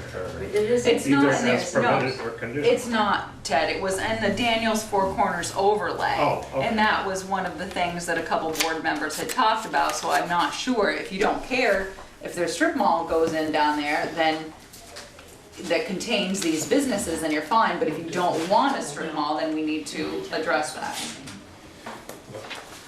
A strip mall would have to contain these businesses or a combination thereof. Right, but the word doesn't Retail even store appear in class here. one, a Right. number of retail store class ones Right, it would- connected. exactly, it's better, basically that was the definition, right? They're all, is just connected, you could have a bunch of little buildings, but it's up to you as far as if you don't want that there. I just don't want for you to not do the overlay and then later say, oh, hey, what about strip malls? so. Well, that was my question. Yes. What's the definition of a strip mall? Is Rite Aids and Shaw's a strip mall, even though they're not connected? No. No. So if there's More of a- 25 feet in between two buildings, it's not a strip mall. If it's, I mean, It's about 10 feet. Whatever. Yeah. it says here side yard is 25. Yeah. Well, you wouldn't be able to have multiple different commercial structures. They would need their own lots. Whereas a strip mall, you'd have one lot. One lot. Right. With one building. Right. With a nail salon. Yeah. Yeah. Why would they need their own lots? Why couldn't I own it all and build Well, so 5 like, different buildings? yeah. Because just it doesn't have to be the allow same you to use. do that. They'd have to be the same use if I guess you could get a conditional use permit for each one individually. Yeah. You might be able to do that. I didn't know if it was a lot size issue. Oh, that's a restricting parameter, yeah, but, yeah, so if you wanted to have 1 acre and, well, you have your commercial 1 acre, so say you had 10 and you wanted to build a restaurant and a car wash. It'd be interesting to see if the ZBA allowed such 2 different uses on the same piece of property. I think technically you might be able to do it, but that's when you're getting into strip mall area. Well, isn't like Heinsberg, that's considered a strip mall, right? Where the Right? Where the hardware store, Sean's where the hardware Yeah. store is, and Yeah. then there's Yeah. a Yeah. sandwich shop. and- Yep. A liquor store. Liquor store. There's a liquor store? Yeah. So you don't, is that something you wanna call out one way or the other or not? I just didn't want you to, when you dismiss the overlay district, to not talk about strip malls because it was called out in the overlay district. I think The they- problem with a lot of that stuff is if it's done right, it could look good, or if it's done wrong, it looks like crap. That, and that can be done with a lot of different businesses, so, you know, it's 6 of one, half a dozen of the other, I don't know. You know, I don't really have an opinion, I've seen it done that poorly, and I've seen it done very nice. You guys have an opinion? Well, it wouldn't be enough septic for them anyway, so. Well, you aren't getting town down there. There you go. No. Not, You're probably right, they'd have to, Yeah. I don't, well, you see how wet like the field is across from here and everything. Alright. Then, probably down in the corner because but then you've got all the wells from down. Exactly, then you got your well. Busy bodies Well, and that one well down there is a commercial well, so the well shield is bigger than, And that's uphill from it a little, so your well shield's gonna go right towards that well.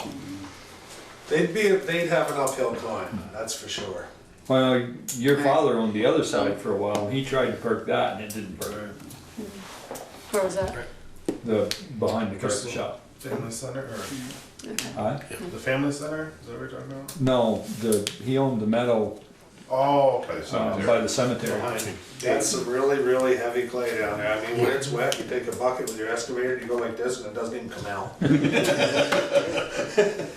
so I think we're all kind of in agreement that we wanna get rid of the overlay and you Yeah. see one the way they have I it. guess the question right now is the whole strip mall. not yet. old burn. So these will be changes that Eric will make in the draft document and we'll continue, and then what happens is we have to get the proposed new draft, which will include all of these changes, and that has to be out X amount of days before your next public hearing, which is December 19th. After December 19th, then you'll adopt the entire document and move forward with it. So the other issue that's come up is Rockydale Road, and then hence Ross Vaughn is here and Adam Thomas is here. I also had a conversation today with Kevin Harper, and because he had some history of property down there as well. So as you can see in your packet, what we sent to you was that currently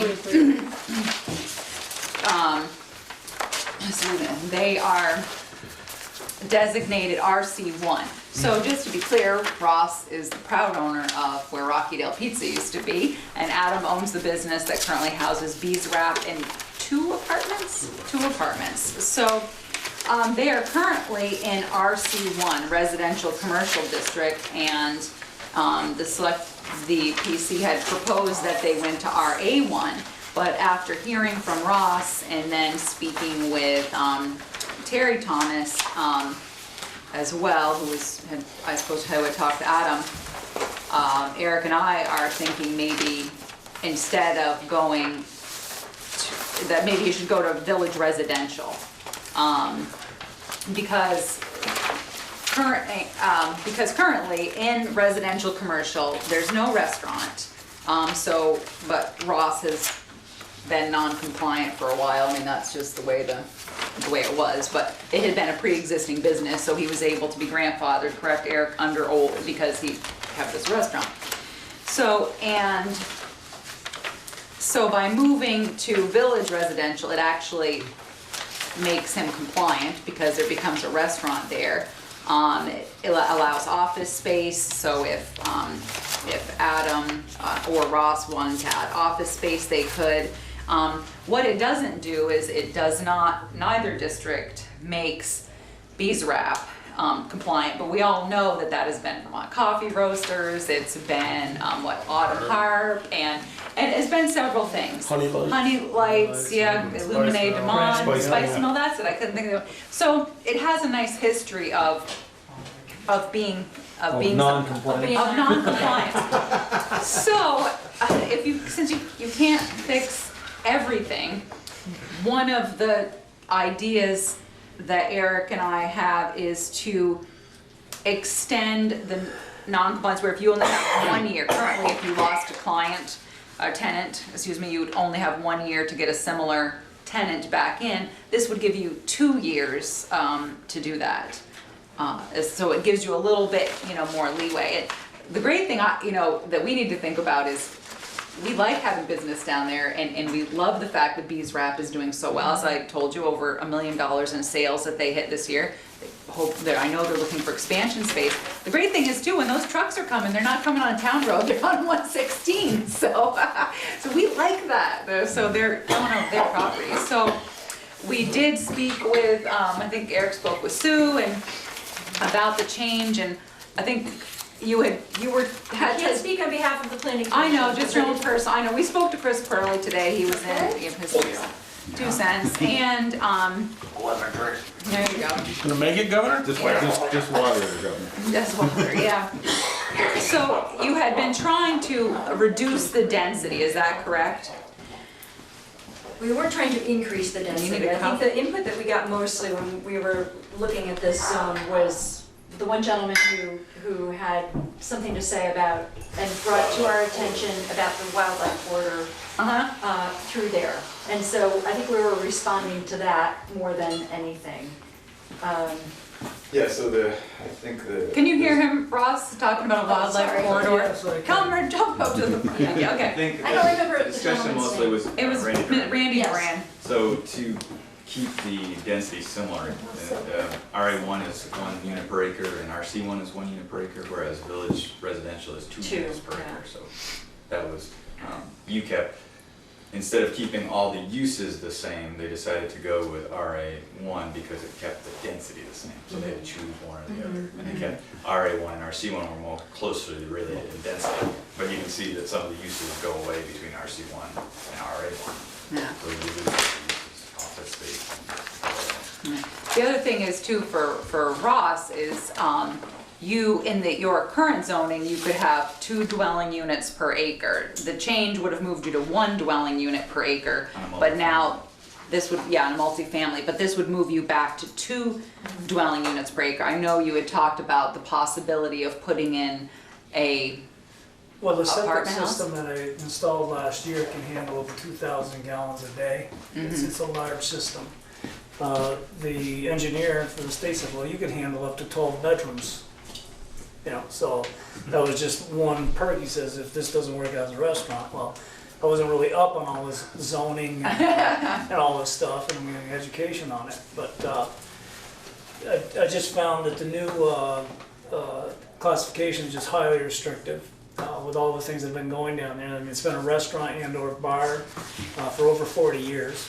And the Thomas business, like you said, the building has produced, it's been an incubator for many small businesses and brought actually jobs around here. And I just find that it just seems more like a restrictive classification than a pragmatic way of looking at it. I think that, like I said, we've got to kind of look at it from different angles, and for me, it really devaluates my property, and nobody wants that, of course. And Right. on top of that, I'm paying commercial tax rates on the building, and so it's a real concern for me. So I'll just, So- There is another business there. If you go the next lot down, is where Right, Randy's there. Huntington County Choppers is. Oh, right, yep. They, Where's that? that has That's inside been, Blaze's trailer park. He's. that has been, it started out as Floyd Hall's garage 40, 50 years ago, and then there's been. Roy Dyke was in Roy there was for there, there, Scott Timber Driscoll used Timber it framers was for, in Yeah. there. Yeah. It's been a so commercial that's business. that's been a going business for, That would be compliant under both RA1, which is what they currently drafted it, and under village residential. Garages are both compliant under both of those.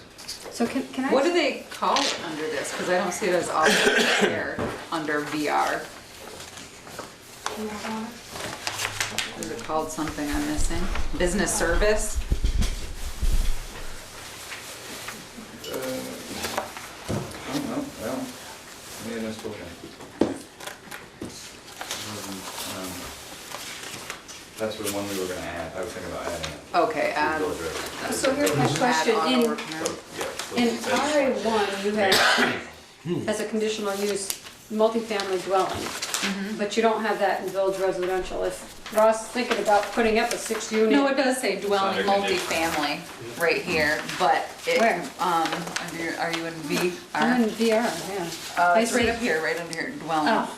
But still, Totally it missed that depends one. on, but the kicker is, yeah, it sounds good, but because of the density, his multifamily is only two.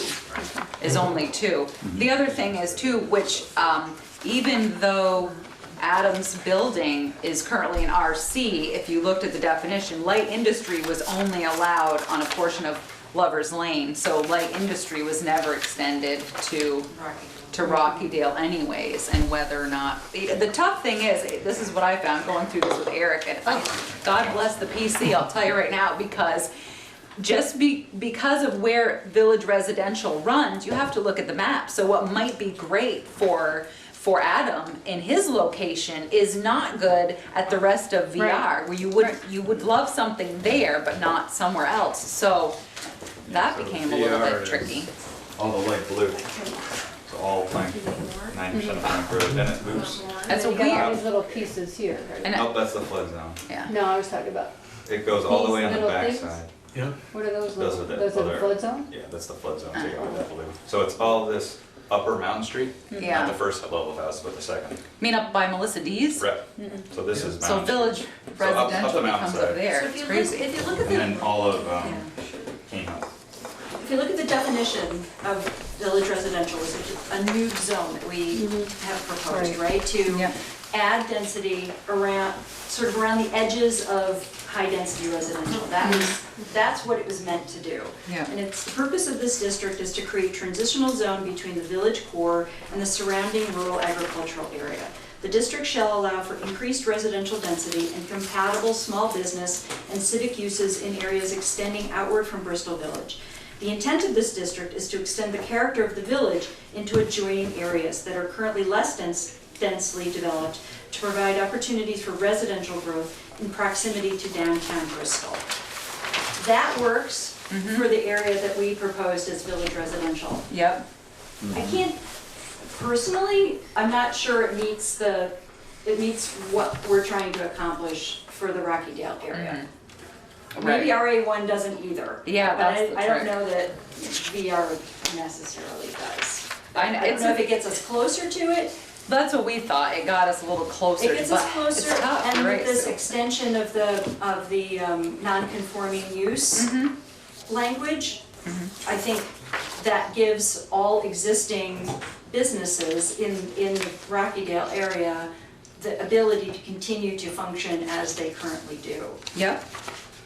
I mean, one of the things we tried not to do is have, small zones based on what's exactly happening there now and then kind of zone around it. Right. It's not really what zoning's meant to do. It's meant to No, be- that's true, and we agree. I mean, Right. certainly when Eric and I were looking at this, it becomes mind-boggling Right. after a while, saying what you want here, you might not want here or Right. there. However, you know, certainly Ross had concerns about Right. changing his, and certainly, you know, Adam does, as far as, especially if we're sitting with such a great tenant now who may want to expand. Right. He, you know, yeah, the reason that we came up with that was Eric, you know, we kind of looked through it and we thought VR was the closest. It gave us slightly more density, it gave us a few more uses. So you have sergeants, Huntington choppers, peas wrap, and so we only really picked up the restaurant was the only use that Village Residential added in. It still leaves everyone else as non-compliant. Right, it was meant, we were focusing on the area that we designated as Right. village residential. Currently, RC1 also includes the whole Lover's Lane down to Hewitt Road area. Right. Right? Yep. So it, you know, we changed that Right. to be more connected to be village mix, right? To add more possible light industry So- in that area. So would that, so do you think that's what Rockydale should be village mix? Well, let's look at it. I don't know, and Yeah, no, I I cannot know. speak on behalf of the No, I planning know you're not, commission. we know that, but Okay. you're also very Right. knowledgeable about the document. And we're not, obviously, we know we can't make everyone Yes. compliant. Right. However, Right. you know, we do understand the history of business that's there and appreciate that and are certainly Right. trying to, Village Mix was one of the first ones I thought of too, but I thought it might be too much of a step away from what you guys seem to be leaning All right, let's towards. just look at that for a second. Do you mind? no. I do remember It's more Michelle like- Curley saying, did you guys deal with all the non-compliant uses out in Rockydale? It was one of the first things you said when we started talking about this. So village mix is, so let's see what page is. So Page village mix is 18. page 18, all right, It's so. basically, Business residential business. I want to call it Autumn Harbor, Bristol Hold on, Works. let me find it. Jackman's in the field behind it. You have the sawmill and a bit It's a of very cane hill. taxable zone. That's Lover's Lane, so you have all this between Lover's Lane and Hewitt, and then the business park and the hillside between, and then it picked up Mount Abe and the town park. Yeah, okay. Let me just, That's the current mixed area. Yeah, so let me just read the Proposed objectives mixed and guidelines of village mixed as an option. sure. This district shall promote opportunities for employment and housing within easy reach of the walkable core of the village. It promotes mixed-use development intended to extend Bristol's village to the west and south and to offer a mix of residential, commercial, and light manufacturing opportunities within the village planning area, which this is still. Okay, Our Rockydale is. Its vision incorporates and expands the recent development opportunities created in the Pine Street area, as an example, and seeks to encourage similar development in other areas within the district, including the town-owned property at Stony Hill. Mixed-use residential or commercial/office parks developed as planned unit developments are encouraged. The district also incorporates a number of municipal uses which it envisions expanding or otherwise changing to meet the needs of the community. And it has residential density is 2 units per acre, so that's the same as residential. yep, that's what they have now, residential, yeah. And it's more than, is it the same as RC? Yeah, what they currently have now is, lot minimum. RC1. Yeah, RC1, I think they currently have, it says minimum acreage required, for non-residential use was acre. Right, so you can have 1 house per acre, or, So this would allow 2 units per acre. which would be the same as the old RC1, Okay, but more, Right. more than our. right. Yes. And this offers light industry, it does not offer a restaurant, but it does offer a catering facility, so if somebody wanted to use your kitchen and transport food, you'd have that in there, plus you'd already have the extended 2-year, and it would cover light industry, which, Are you talking about are you talking about increasing the non-compliant use across the board, all of, in all? no, the I town? was just saying to Or see just in if, this area, if that's what you needed to do? no, we were just seeing if, what was a better fit for the existing businesses in there, was it, you know, but Village Mix may be better, Sue. Yeah, I think to answer your, the non-compliant timeframe would be the entire town. For the entire town? Yeah, Yes, it's in- sorry. It's in section 411. Currently it's 1 year. And, but that was, the wording was changed to extend the construction, right? They had 2-year, was that? Yeah, so there's 2 different parts. The first part is you can't reestablish or a discontinued non-conforming use if you don't do it within 1 year. Right. So our hope is to change that. or- To 2 years. To 2 years. 2 years, that way you have a little bit more time. Something like a restaurant, you can't just fill them in. The second part that we already changed, well, Michelle and I had spoke about, the commencement of construction, whether it starts in 1 year and then finishes by 2, we're gonna take out the 1 year portion of it, so they don't have to start in 1 year, but they still have to be done by 2 years. So the end frame is still the same, it's just when they have to start. So to make those two, both 2 years. So Either do you have to you, get somebody in it, or you have to rebuild it. right, so what does the board think? I mean, are you open to changing, you know, from the proposed zone of, I've lost my, RA, from changing it from the proposed zone of RA1 to something else, like village mixed or village residential to, now that you've heard, you know what Adam and Ross's concerns are? Well, I don't see any of these things fitting what I would like to see down there. Yeah, it's I mean, hard. I'd like to see some of these small startup businesses that are there, that, I mean, Bees Wrap, you don't even know it's there, driving by. And it's a great place to do it and get business into the community. But none of these fit that kind of thing. If, you know, if Ross wanted to put in a 6-apartment building, which would provide housing, provides, you know, a bigger tax base, he couldn't do it. Peter, do you think that village mix doesn't allow that? I don't see what We're thinking the, about that as an alternative. But it's only allowing 2 units per acre, Yeah, so. yeah. Right, it covers the light industry issue, because it offers light industry class 2 and light industry class 3, but it doesn't, that's my concern, John. Yeah, it does fit one part. One of them, each of them fits one part, but not the whole package, in my opinion. Just thinking about solving the problem, is there a natural way to divide it into more than one zone? I don't know, that's a good question. Can you make it an overlay district? You could, I couldn't make it either. You could, you got one left over. We have a spare, yeah. So, Well, it's possible, I mean, who knows, if you're trying to solve a problem, Yeah. the existing zones don't let you solve. Well, the trailer park there doesn't have the acreage to meet even, you're non-compliant. Well, it's all non-compliant. Trailer It's parks are all essentially are an not entire zone of non-compliance. Yeah, they're not compliant anywhere in the town now. So it doesn't make any sense to me to zone something when you have multiple Non-compliance. non-compliant things there, whether it be residential or the trailer park or business or. So, It'll be in the zone though. Yeah. So the question is, Yeah. where do you want to put it? Go ahead, Joel. so if, in the village mix zone, if that was down there, the building that was built for a restaurant 40 years ago, and it's been most of that all the time, not been a living quarters yet. It couldn't happen in the village mix zone, right? Because I don't see it as a restaurant It's there. not. No, it couldn't start, he couldn't do a restaurant startup, but he could continue his current. non-compliance. Well, how long is it? Assuming he could get somebody in there within 2 years. He's got, yeah, Right. right. But a restaurant So is allowed. what, since this is a little thing to hash out, would maybe Pete Coffey be willing to meet with Eric and me, myself, and either Sue or John or somebody to talk about maybe what would be, How do we meet the entire need? yeah, or at least talk about what we can do. I mean, obviously, we've heard Ross about what his concerns are, and I assume your concerns are just that you want to be able to have some growth in that in case. Industrial. Yeah, This has always been.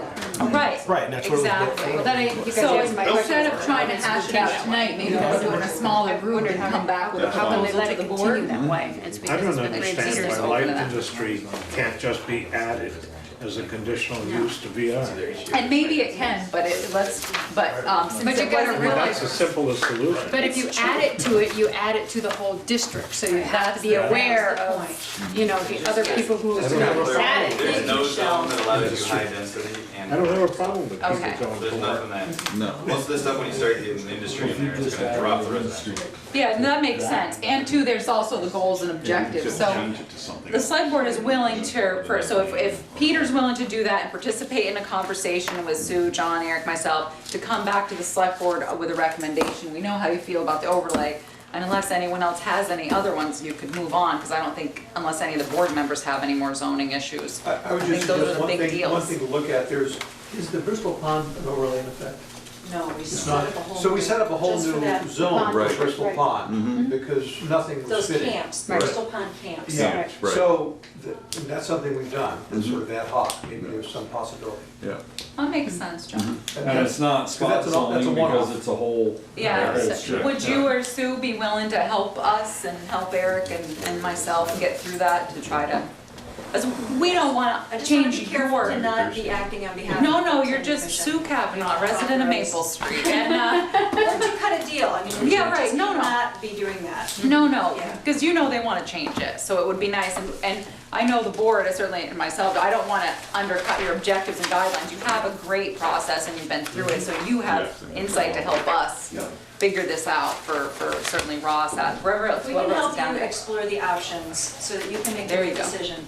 We are happy to do That that. would be terrific. It's in your hands, Pete. Ross and Adam, have anything else to say? Ross, Adam, either one of you guys have anything else you wanna add? I think that's about it. Okay. Plus Aaron has something that really Adam. I know, yes. Happens all the time. Well, if you think of something, you can come talk to Therese. Yeah, if something comes up that you think of, just let me know. We just have a question here, Yep, John. while you explore your options there, how does the timetable work when you have to have your final draft for the hearings? We need to have the final draft done by Friday. So this conversation needs to happen tomorrow or the next day, yeah. And you guys would be okay with putting something into the draft without meeting here? You know, you would do that like tomorrow and put something out to the public?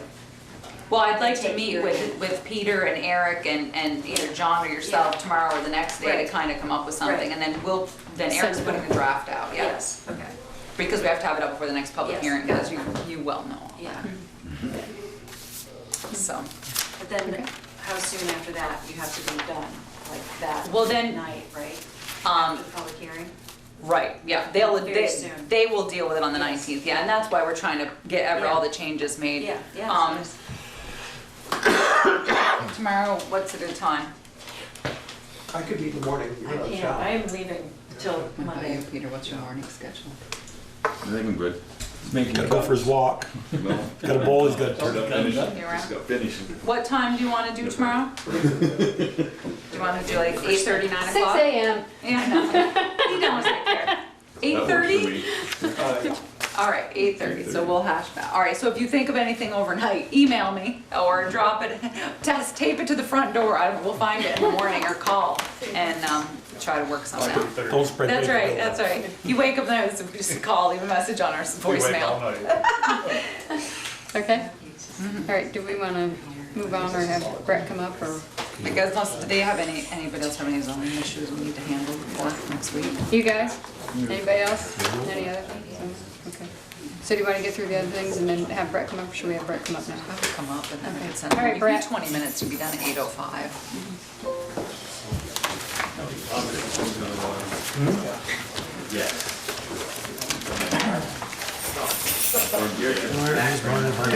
I think it's two. Thanks, Eric. I know, so we left off at policy 105. We can start Oh, there. that should be the minutes, right? Chief? So we left off at the policy, yeah. We have to start at 105, top of 105. I did have a question on 103, just a quick question. This truck does not have reverse. That's okay, I was gonna ask Brett to clarify something, so. Yeah, please. Thank you very much. Good night, thanks for coming.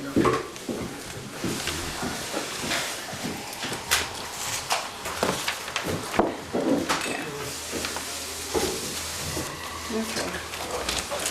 So that's where we left off, but apparently we need to Just go have a back. quick question on 103. Go ahead, ask your Good, 'cause question. I have a question on 103 as well, and I wasn't here. No.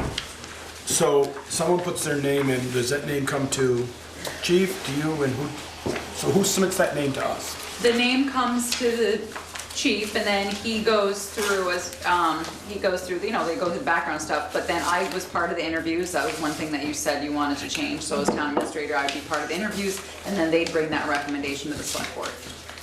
Correct? Right? So you- Stop. So that's You folks would approve on your recommendation? our recommendation. Okay, and that interview committee is based of you two? Or the officers, or her? No, I didn't see that word. it's not spelled out. Okay, that's why I It's didn't. not spelled out. Well, I didn't know, just gonna be selection of one? I don't know.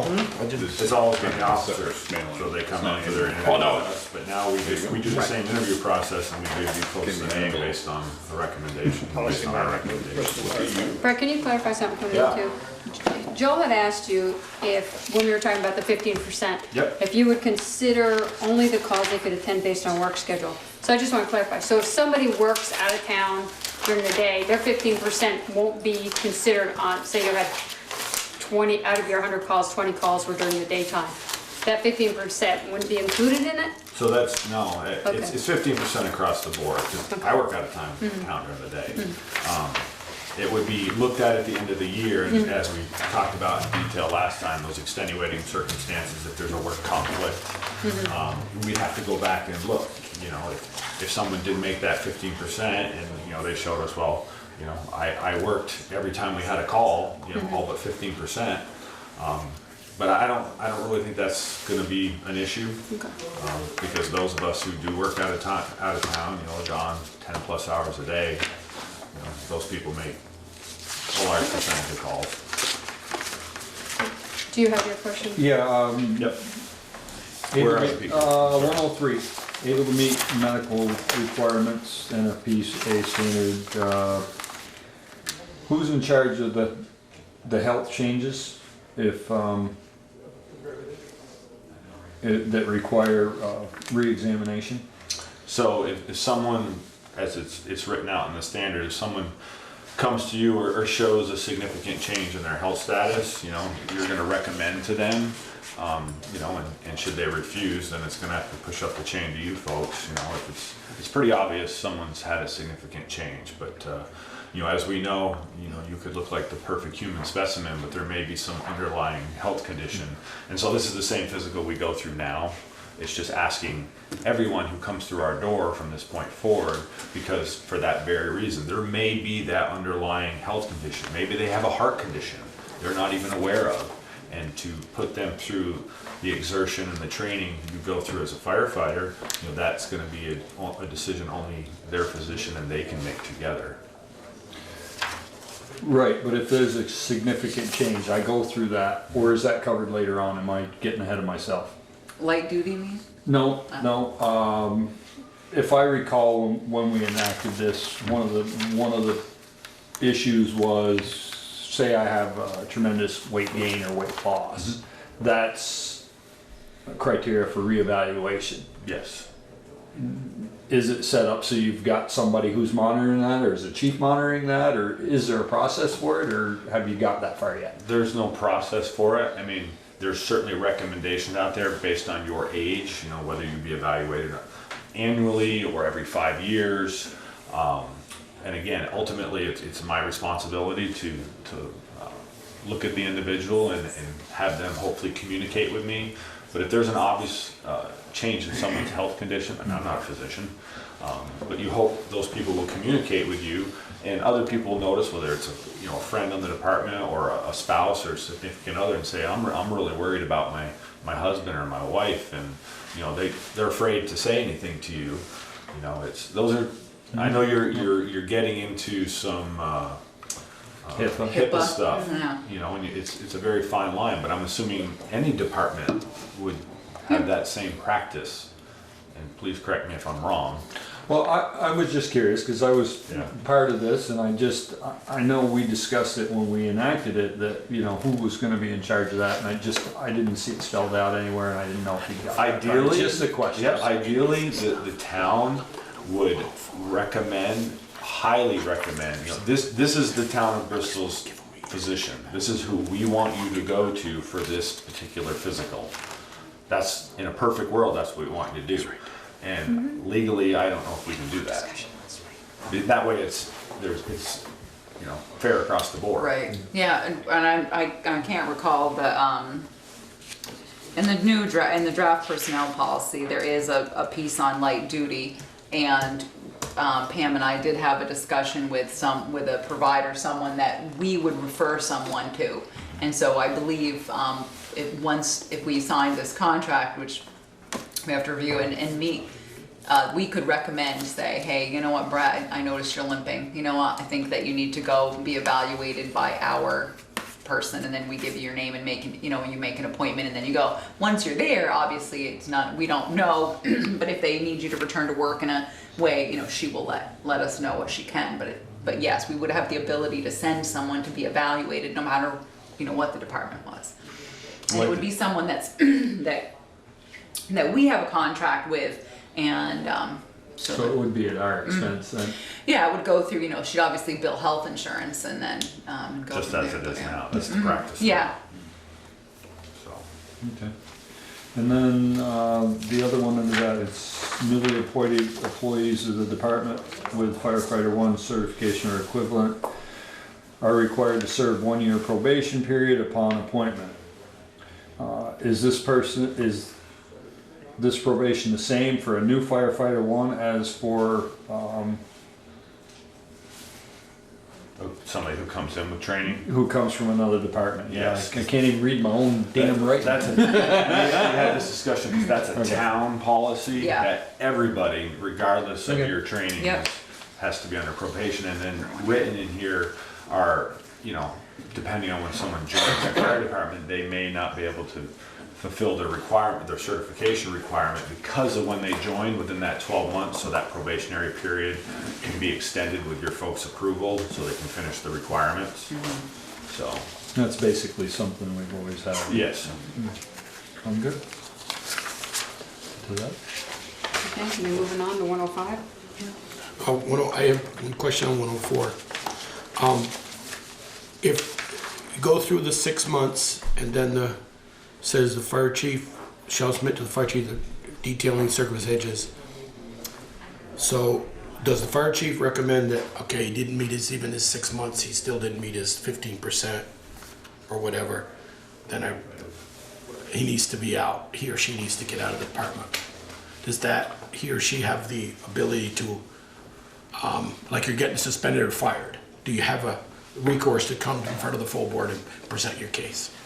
Does the We employee? have to approve the dismissal anyway. Yeah, Right, it's we all recommend. you folks. Okay, but I didn't see anything in here that Yeah. that It'll be- person has the well, right, it'll be tied. like if we dismissed any of our employees right now, they Yeah, have a yeah. chance to come in front of us and the- state their case. When you see the new personnel policy, currently the firefighters run under our current personnel policy.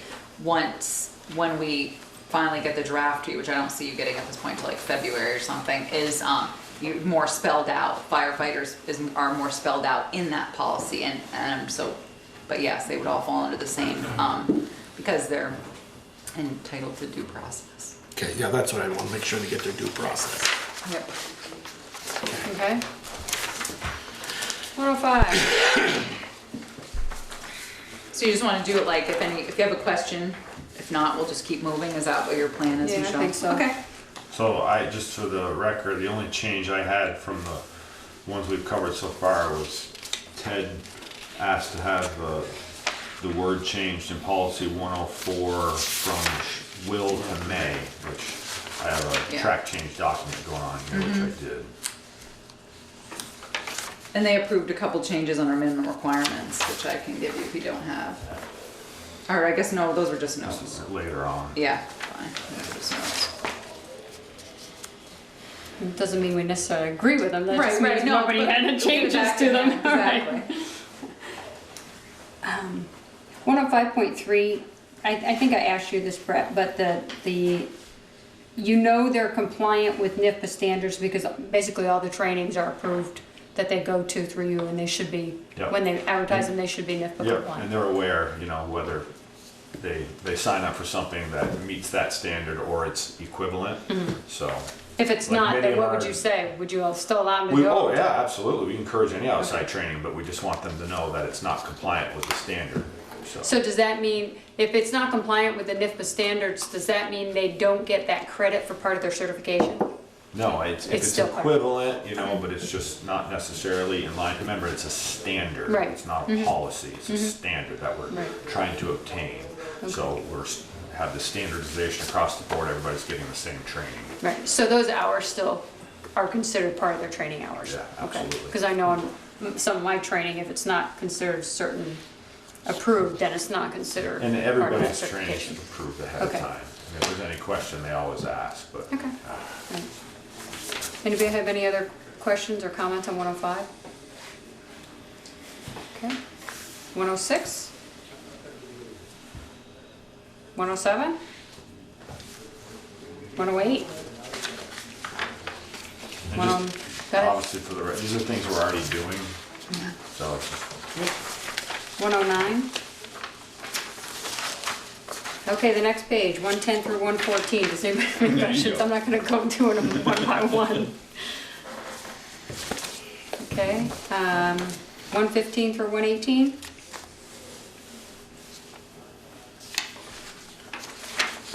Okay, 119 through 120? I do have just on the resignation, Wait, what number? 118. 118. Okay, sorry. Just, it doesn't, I know it's a little thing, but it doesn't say anything about will be reimbursed for their time. Say if I resign now, Oh, that's true, and it does, you're right. just gonna, no, it doesn't say if I got down in July, or, Right, no. doesn't say anything in there that we have to reimburse them. That's for payment time for served. their. Not reimbursement, Payment. you're just Well, paying. Payment for time. Payment for time served. Time Yep, only. and that is Oh. something that it does say once in the other personnel policy is if they leave in good standing there. So basically you want some statement entered that they will, Receive their they'll receive. remuneration for time. Yeah, they'll be compensated for That's all. calls Right. responded to. You know, we had, as an example, we had 2 members who left the department this year, and, you know, the checks were just cut for their time, and they still were paid. But I see what you're saying. You'd like to Yeah, see it. yeah, so if you can. Or is make that a note. town policy already? I guess Teresa Well, said it's I going mean, to be. it is, but I don't think it doesn't hurt to clarify it in here if someone wants to. What about the uniforms? Well, there you go, that's where I was. Well, those are paid by So the, that's just a procedure, a guideline, or excuse me, a guideline that. we Should it say in there under the resignation? Nobody leaves this fire department without getting a visit from me. I collect everything. And I hand out, If they know where it is. Well, so, should that say in there in the resignation, will we turning in there? I think, Well, yeah, I'd written, that was my question, what return about all return town equipment, but Bristol then he fire taught. town department personal property. property. My question was, do they not get paid, you know, if it's only $10, until everything's returned? That could go in there. I don't think you can hold it hostage. Yeah, I think probably you can not. hold it We used to do that in the old days. George used to, Yeah, I'm sure. there was guys, some years had to pay him to get their check. Yeah. Yeah, but yeah, I'm sure that's true, but, yeah, so yeah, that they'll be reimbursed for calls served and return all VFD property, that makes sense. okay. 119. 120. The only, I think I asked you this 2 questions. I had a question with the last paragraph of 120 is like, when would that happen?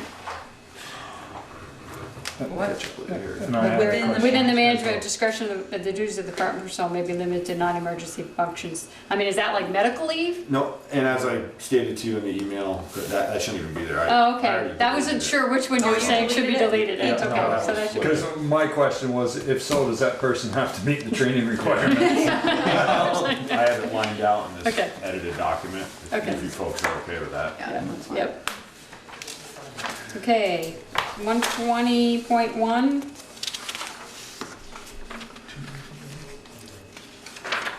120.2, and I'd given Brett a couple of insertions. The does are all. The does, yeah. are all- I was like, yeah, he cut and paste this. Yeah. Okay, 120.3 through 120.5. 120.6 through 120.9. Oh, I did have a I question. did have a yeah, Go ahead. No, I need to read mine first. Okay, 120.9, discharge is the right word. When I first read that, I was like, is discharge the right word? But now that I've reread it, I was like, yeah, I think that's the right word. Yeah. Go ahead. Third. I had a question on all of these qualifications. When we started about Number you on, Joel? 122, 22.1, 22.2. Oh, We're not up there yet. 120.9. Oh, 120.9. sorry. That's okay. You jumped the gun. Okay, sorry. Okay. We're at, yeah, And we're you at did change 120.9. Policy for 121 is Yes. over. We've got that. So policy 121, No, 120.9. Chain of command. Yeah, I'm Okay. just, it doesn't follow NIMS. But is this the way that the department's gonna do it? Because at one point, you reference NIMS, but the chain of command has to be relinquished over the radio. This just says that the next officer will assume command. But then you've got the next paragraph. Right, but that's, I think, the way I read that this is at the discretion of the officer. So the way I understand NIMS is if you show up and you assume command and Brett shows up, or I won't use Brett, another officer. yeah, another officer shows up, you, and correct me if I'm wrong, you are supposed to relinquish command over the radio so that everybody on scene knows who's in charge. And the way I read this is it's just that when the officer shows up, they just take it and assume command. Okay, well, I think we're interpreting it differently, because it's just the opposite. It's whoever's first on scene is Right. the incident commander, and unless there's a reason for that, whether that person says, you know, I would like to relinquish this to you, or transfer command, and they're doing a great job, the idea is for them to keep it, because it's a learning opportunity. I'm not sure it needs to say radio, Peter. No, I'm not asking it to say radio, I'm just saying Oh, I that thought you did. the way I understand it, that's the way it's discharged. You don't come and assume command from Peter just because you show up and you're a higher ranking officer. He has to relinquish it to you. And so my understanding of NIMS is you maintain control of incident commander until you relinquish it. Yes. right, Right. that's what he's saying. But then you just go through the process of transfer of command. Right. And part of transfer of command is making sure everybody knows. Right. And that's where you get into, that's a procedural Yeah. thing, in our procedure documents. Yep. Okay. This is more so to acknowledge that, you know, when someone, at any incident we go to, whoever's there first is, you know, running the show. So, You good? Yeah. Okay. 121? Okay, Jolie, you have questions? Well, I might have answered it, but I won't read it to you. It just says, it starts out there, and it's all of them. It says a minimum of 8 years of previous fire experience for the fire chief. Okay, and then he has to hold all that. And then additionally, the fire chief must have the following qualifications. Okay. We had talked many months ago, better part of a year ago, before Ted and Peter got on, that I had said that our two past fire chief with 19 years and an first assistant with 19 years of experience couldn't hold it, and we wanted to make, if these two fellas had to, for some sort of national emergency, had to move out of town, go to Washington, our ones that were used to hold that position for 19 years, could they still move into that, hold that position with this qualifications now, or no? That's my question. Because for the record, one of them does have firefighter 1 and one doesn't. That's my question. Well, just for the record, you folks previously approved all this. Right, that's what I thought. Well, I was just gonna say, when we did job Yeah, this descriptions. hasn't changed. Yeah. This is the same. No, thing. I realize that, but I guess must Want have. to make that point. No, just, that was, I thought we had discussed, Peter, and help me out here. Well, that's, I year and a had half the ago. same, I had the same question, and at the end, I said, are we eliminating the clause for previously serving chief by adding the term additionally? Right. And I couldn't remember if additionally was in the previous one, and don't for a minute think that I want the job, because I don't. You know, that's not, I just, under the circumstances that Joel says, you know, stuff happens today, and We have a 9/11 and he heads for Under Homeland state Security in statute, Washington. you and he as the hits select his board wife. can appoint anybody you want for fire chief. Right. You have Depending that on the authority. qualifications, right?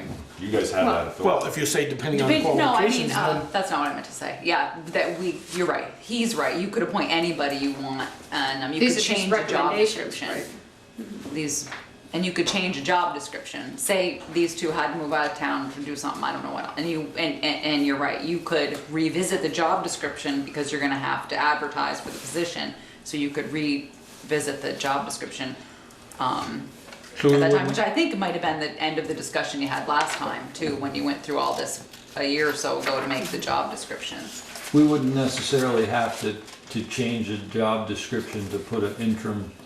No, person no, in there. certainly not. No, you would not. And then if you would pick someone, you could give them X amount of time to get these qualifications as well, because I believe that's, Oh, several of these Yeah. positions. It is Exactly. in, yeah, Timeframes to get yes, certain thank you. requirements. Yeah, that's what I thought. But Because I they're think not- it's important too to remember, you know, it's important to set a standard, no matter if it's me, you, is because then you get into, well, let's make certain exceptions for this person, let's make certain exceptions for that person. Oh, that's true. And we know that never goes well. So if you have a standard, then, but ultimately you folks get to do whatever you want, according to state statute. You can appoint every officer in that fire department. You have that authority, They do, you're right. so. and then, Can I have the candy, please? no, I put it out I've there. been hoarding it here. I thought you might. The only other thing I've got is that you spell out deputy chief, which isn't consistent with the rest of the I document. struggle with that, but you might be a deputy chief in another department. Notice I did circle it, but then I reread it. Maybe you were a deputy chief in another department that does have that Because they, title. it's potato, really, it's, But it's it's not. not referencing Bristol. Yeah. It's any fire rescue Okay. organization, yeah, that's why. It could be assistant chief, a deputy assistant chief, a battalion chief, you Okay, know. well, it isn't. Maybe you wanna put in there including but not limited to, so that way at least your range open. Yeah, It's not consistent with the rest of the document, and that's what caught my eye. So, my understanding that means the deputy chief could come from Burlington, that's what you mean? by Well, that? They call see, it like deputy. Virginians, Virginians calls so it the deputy chief. Right. So if Chris Gbo moves to Bristol, he's been deputy chief, and that's, So if he didn't have the would be word eligible. deputy there, he couldn't, Yeah. okay.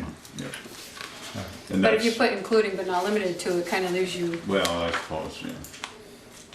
You Now, could just doesn't- change it to a chief officer position in another, if you wanted to do that. There you go. I was just, it just isn't consistent with everything before is what caught my eye. Yeah, well, I did mine too, and then I read it again, oh, okay. See the timekeeper here, you got about 5 more minutes, and put you at 8:15 for the, I don't know if anyone's on a specific path. I didn't read it that way. Here, but- Did it the first time. The second time. What about, at the end of that, what about for equivalent? Are you at 120, which one are you, Brett? he's gonna be at 122.2. Oh, point one. 142. Where do you want to What'd you say? ask for, Michelle? I said including but not limited to, Including but, but not limited to. She was talking about the deputy chief assistant. Right, and that's what he's captain talking or about. something. He's got it. Yeah, all right. He's got it in all three of them. and he said, or put at the end of it, or equivalent. I mean, And I think I'll make either that one of change in all those, three of them. yeah, either one of those work. Peter, you want a piece of candy? Nathan, Jen, no? Jimmy? Yeah, get all sweet. So can we get through 122? Has anybody got anything else on any of the other? No, it was just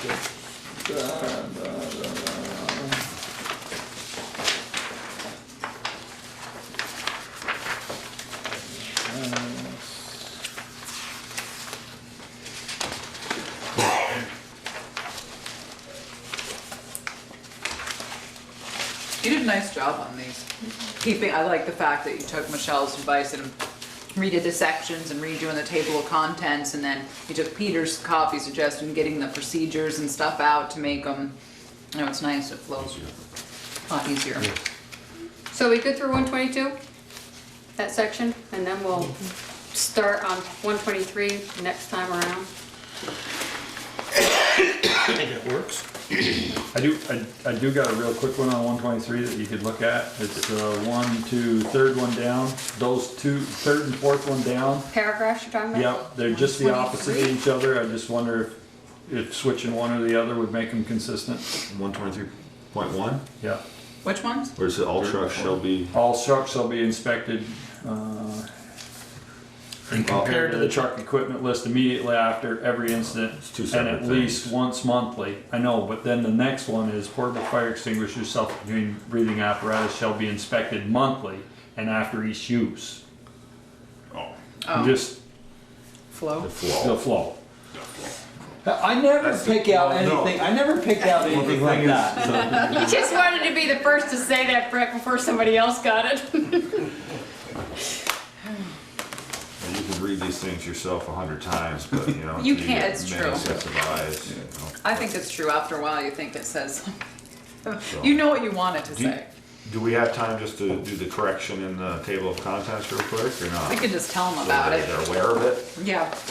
There was a mistake in the table of contents. 124 through 124.2 should actually not even be in here.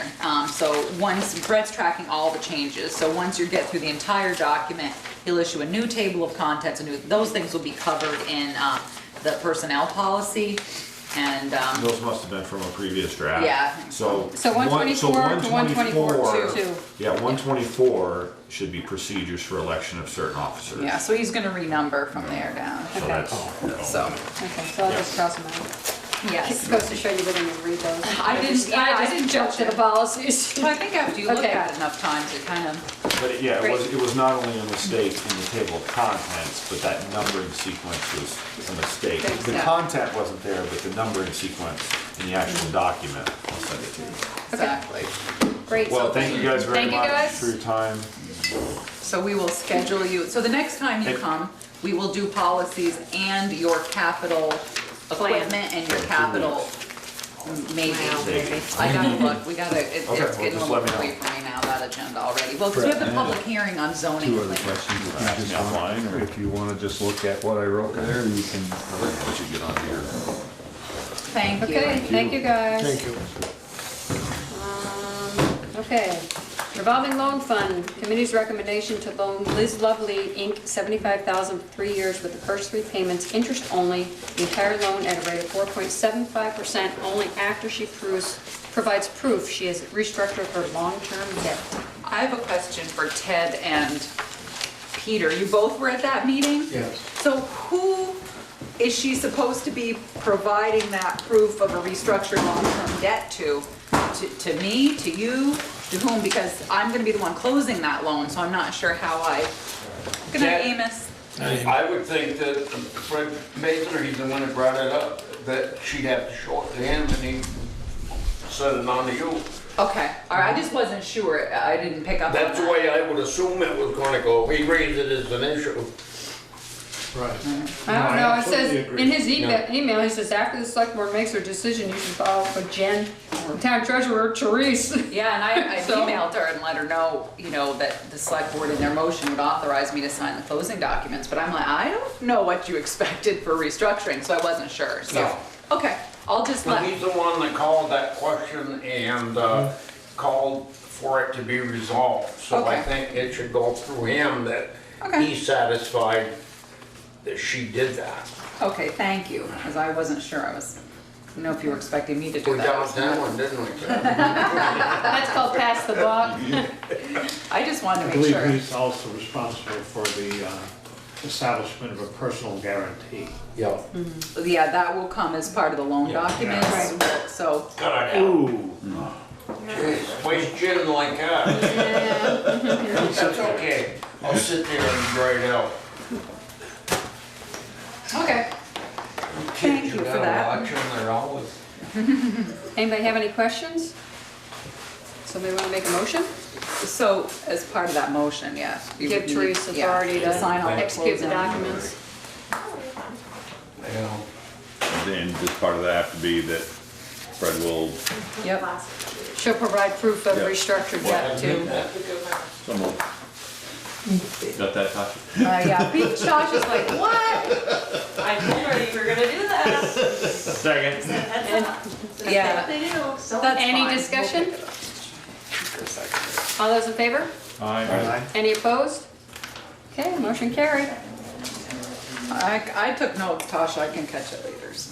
Okay, authorize town administrator to sign community service agreement with RECAP, Resources for Communities and People, to provide technical assistance in conducting a water rate study.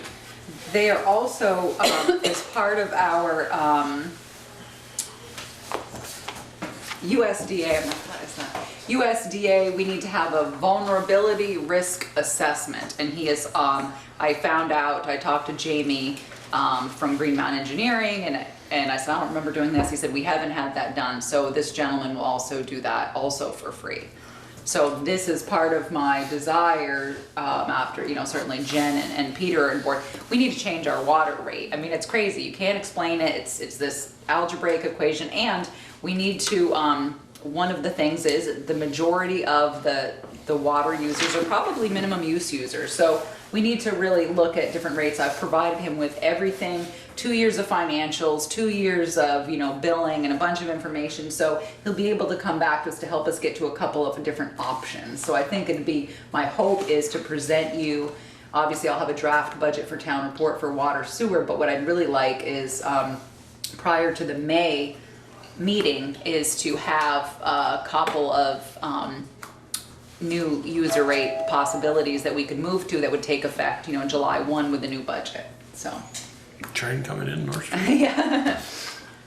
So just so you know, that's So it. then- And I did speak to Jim Siriano with the State Drinking Water Fund, met with them, because I reached out to them asking for help with this, and he was the one who recommended this federal, because they get federal money, so of course it would be at no charge to Bristol, so, which is nice. Yeah, like the last one was. Yeah. Get So that's what I was federal. gonna say, this is all paid for by grant, we don't have to. Yeah, right, there's and no that's matching why we funds. have to put it in writing, because they need to prove to their higher ups that these are the goals they've accomplished. I make a motion, we authorize the town administrator to sign the community office service agreement. Second. Any more discussion? All those in favor? Aye. Any opposed? Okay. Discussion regarding insurance values on 32 North Street. Okay, so as I mentioned, I thought there was going to be an issue with the insurance, and there is. So I included, I believe, for you an email that I received from Vicki Abear at VLCT. So once the building is considered vacant, which it is, because it has been vacant for 60 consecutive days, it's only gonna be covered for actual cash value, which means the replacement costs less depreciation, but in any event, not more than the financial interest of the town.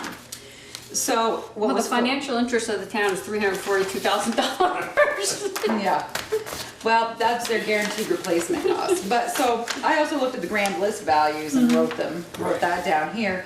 But what is interesting is, it is her understanding that depreciation is typically about 20% for a building of average or good quality. So, well, that may be the back station, but that's not the front station. So I'm even saying, okay, if you depreciate at 25%, and my guess is depreciation on that would be a much bigger number. But what she's saying is if we want her to reduce the current values by 20%, she can do that, and she'll issue any refunds, and obviously I think 20% is probably under what would really happen if heaven forbid the place burned down. So I don't understand why it being vacant puts it into this. Put something in it. We'll have same thing happen. Well, Joel Put something in It it. isn't like we don't have enough jobs. Put the town tractor in there. Yeah. Go put the tractor in there. We've already shut the heat off and shut the So? electric Shut off it and off, drained the yeah. water. I'm just So? saying, that's Put the what, sidewalk plow in there. You- And go get it there and go start on the sidewalk. you're gonna, same thing's gonna happen to NH Munsell. Just like, remember your mom's property, when your mom's property was vacant, they told you a vacant property that your insurance premium was going to go up at your mom's house. And then the same thing NH Munsell's going to experience is once the building is vacant, because no one's there to check on it. So if something, happened to the building, so my recommendation is to take her recommendation, which is to reduce the values by 20%, and you might as well take a reduction in your insurance premium, because we all know. They're not gonna pay you. They're not gonna give you guaranteed replacement value. And then the funny part is, I love this little statement, is, but in any event, not more than the financial interest of the town. Well, we don't have any money tied up in that recently. I mean, that building is, so I'm not sure. I'm gonna have to have a more lengthy conversation, Yeah. but I feel like it makes the most sense financially. We're already losing the, from guaranteed replacement to actual cash value. We might as well take the depreciation now, and, that makes the station 1 valued at the actual cash value, if you reduce it by 25%, is $256,871.25. And the garage out back, 131. If you could get 131 for that big Yeah. bird. I know, Take exactly. it. What did it appraise for? The whole property is assessed- 163. Huh? The back station 163 and the front station 342.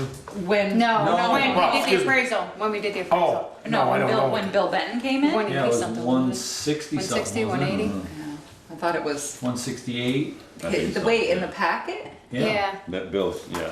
that Bill Benton gave us, I thought it was like 30 or something No, crazily it's more than ridiculous. that. It's like 168. Yeah. Yeah, I'll have to go back and look, I guess. I don't, I have it in my office, I can tell you. I don't really want them to have that number though. Yeah.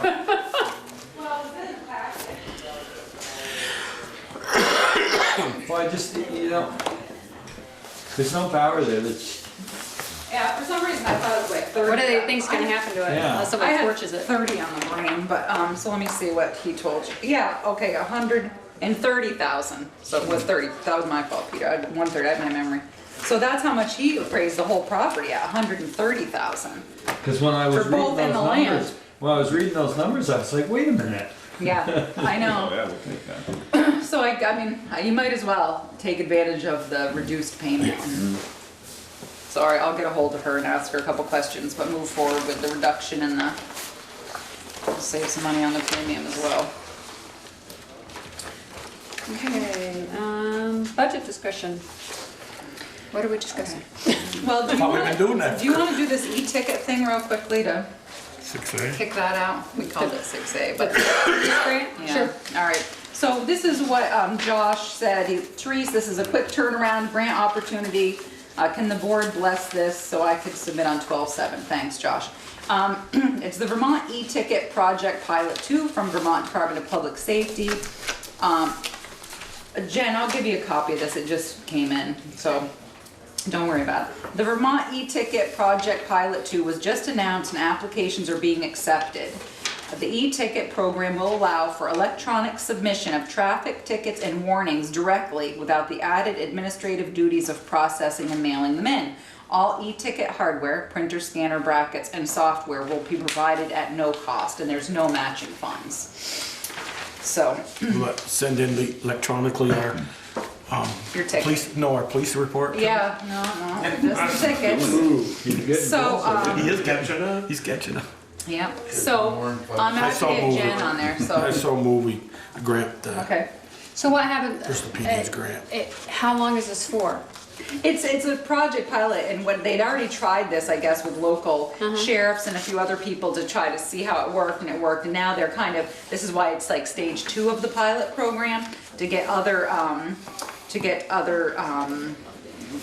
Departments involved. Thank you, So departments then, involved. once this pilot program is done, then does all the equipment and software and that then go back? No, we get to keep it, it's all ours. And then we No, get to there pay to is- maintain they and don't upgrade know. it? It's an unknown value, he Right. doesn't know, it doesn't say in the grant documents what the value of the equipment Okay. is.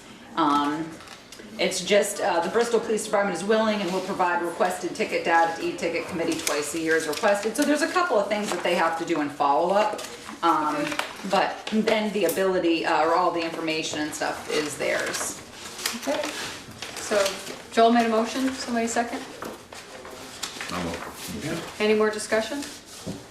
All those in- signed off on it. What's that, huh? Kevin signed Yeah, off yeah, he on was it. the one who came in today to make sure. I'd like to add to my motion, just with no matching funds. Yep, no matching funds, yeah. So, and it says that in big bold letters here, Okay. no matching. Any more discussion? All those in favor? Aye. Any opposed? Okay. Okay. Now you wanna go to budgets? Sure. So, And this is just a general discussion, we're not getting into any right. specifics? Well, you can, I mean, Did you get a copy for Joel? oh, but it's on the printer, on the copier.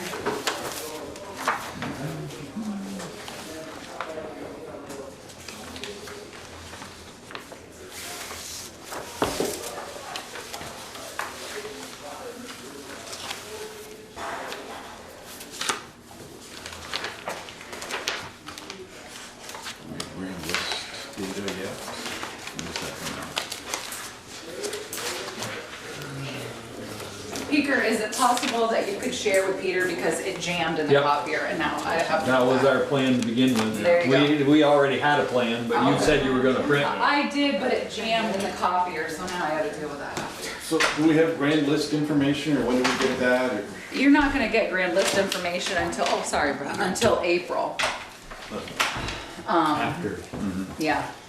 So what happens June, is, you're probably gonna do and what happens is you, obviously, when you set a tax rate, you're hoping for a little bit of when you approve a budget, you're hoping for a little bit of growth in the grand list. So if you have a 2.5% increase, say, that maybe it becomes 2 or a little bit less, once, if there's any growth in That's the why I grand asked list. the question. Yeah, I thought so. I Yeah, did. we're not allowed to know anything until after. We have Yeah. to do everything blind Yeah. and we find out after. Well, I did go through and talk, went through some numbers and talked to Pete Ryan, as he said, and then ended up making a couple changes in some revenues. And so once I increased a couple of revenues on my draft, I got it to 2.45%. But, so my plan is, as we have done in the past, we've met every Monday in January.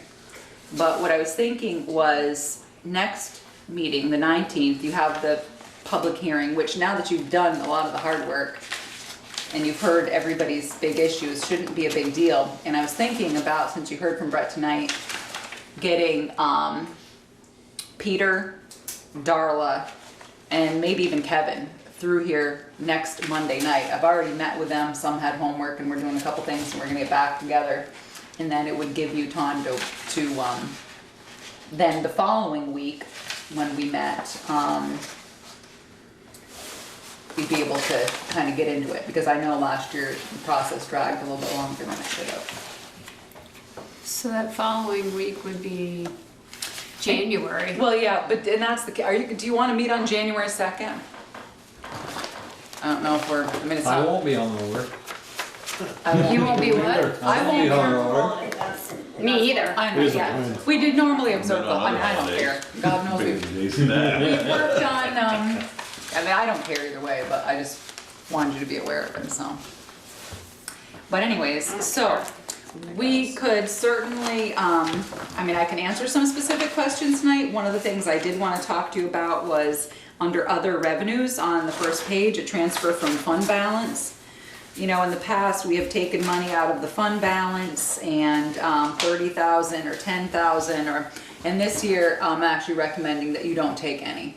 The Governor's Finance Officers Association recommends 5% of your budget, and so for us, that'd be about 108,000, and we're at about 94,000, so, you know. So we tightened up and We tightened up. it's catching up. Yeah, so we tightened up, and I think it's a good thing, and I think that since right now we're looking at, you know, if that's 2.45, I know there's a couple cuts in here, could be made, and I'm sure you'll find more. I think that you could be looking at a reasonable number, you know, I think that you, this year, not that they're ever unreasonable, but that you could look at I think you could be You looking. just gotta, Yeah. So I know that. So I know that if I'm at 2.45 now and you've not done any cuts, you know, I'm really thinking that you might be able to get to closer to 2. So, but I'm happy to answer, you don't have much of the agenda left to get through. I'm happy to answer some general budget questions or. And just maybe for next meeting, you could bring to us, what does 0.5% bring? What do we have to look at to cut at 0.5% or 1%? Is Well- it 25,000, is it 20,000, is it 10? Yeah, it's gonna be, I think, Just so we can kind of, Well, there's a bottom line here. You can Yeah. just- well, you can, yeah. Yeah, you can yeah, just do that. I was gonna say, we figure a penny on the tax rate raises, It's gotta be getting close to 30. yeah, Yeah. must be, right? Because 2 cents on the tax rate raised about 57, so yeah, there you go. Yeah. So you're probably at 26,000. But, so anyway, so yeah, so I know there's some revenue, obviously, that we changed. I had a note on the front page about school treasurer's fee. I wasn't sure if we were gonna be able to keep that, but it's Ryan and Jen had said, oh, it looks like we'll be okay until July 2018. I wasn't sure what you just voted on, how that was gonna go. Also, too, the nice thing will be is once we have a couple of, I'm going to confirm the budget tomorrow with Peter Bouvier, and as I said, the equipment committee had met and gone over his proposed capital budget, so you'll get to see that as well. But I'm happy to answer budget questions tonight, whatever you want. If you had any that jumped out at you. No, I have a question. I mean, I have a lot of questions, but one real quick, right on the administrator's office salaries, you say 78% TA, 65% PM. I'm thinking, that's more than 100%. Well, okay, that's a great point. So my salary, Jen's salary, Pam's salary are divided up amongst several Right. funds. So, so that's it. So this means that line pays for 78% of the town administrator and 65% of Pam's, and you find the rest of mine and Pam's and Jen's in other funds. And so we tried to generate that as we went along. And salary stuff will be, we'll discuss in executive session. Peter Coffey had asked that I present you with a list of current salaries and proposed salary increases or not increases, whatever, and give that to you, and that would be something that, because you would be discussing that, you would need to do that in executive session. So I see here where you have one person who's requested a specific percentage, but I also noticed in one of the departments, the salary line increase, but it doesn't say somebody requested that increase, so Right. is that your? So what I did was, I actually looked up, I based a salary increase across the board at 2.9%, because that was a cost of living increase at the time I looked. So I recommended a COLA. Not a fan of COLA. I've always said that I'm not a fan of COLA. I always think it should be merit pay, but so I recommended 2.9%. If someone within a department requested an increased salary for themselves or someone else, I've reflected that in here. But that was that was the number I started with. I don't have to say, I love You know what Pete's I like comment. is, Things cost more. I know, you're so funny. Excuse me, Ted? 8% increase that is equal to the one offered to those in the military service, which is 2.1. Yeah, I just, looked at the COLA at the time I was doing this, and we Yeah. know that changes periodically. That just happened to be the one it was when I started the budget, so that's where and we have Therese, two could- schools of thoughts on it. I'm sorry. Yeah. Could you tell me, not tonight, but after, sometime, I mean, I could add all these up, what we budgeted in 2015 and what our actual was? Trying Yeah, to it's get a- right there, 2015-16 budget, 2015-16 Well, actual, they're side by side. I know how to read a budget, I see. Oh, no, I don't. No, I understand just, the question. what was the bottom line? Did we come under? Oh, And yeah. by- Okay, And sorry. it seems like sometimes we just, Oh, no, I got you. All that's what I right. was Oh, okay, if you trying go, to get at. the bottom line, or do you want it? for Bottom line, each? what we budgeted, how much did we come under Yeah. last year, or did we go over? I guess I'm asking Joel. Now, do you need page to put- 7? Yeah, because here's. Page 7. Should be like $90,000.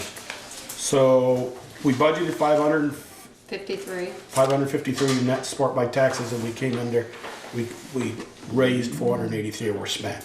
So Right. we are $70,000. Right. Okay. I guess kind of my point was getting at, if we could look what we proposed and what we actual, you know, you used to do your 3-year average, try to get to that number. You didn't do? Oh, because it's all budget. Yeah, no, school budget is what really. No, I don't. Yeah. That's all. But I mean, I see some of them have gone down, That's some of what them have gone really hurts our Yeah. budget. so. And I do try to, I mean, when we come up with this. And that's a good, I like that. Yeah. Say we, Okay. 70,000 under. Yeah, when we do the 17-18, you know, budget, and the reason we were under, you know, last year, of course, was landfill, because in the recycling part, because we budgeted for expenses that we never used. So that's where the savings came from last year, big savings. But, The 70,000 does, that's what the, But, 90, Okay. she said So, yeah. 90 was gonna stay. It's our cushion.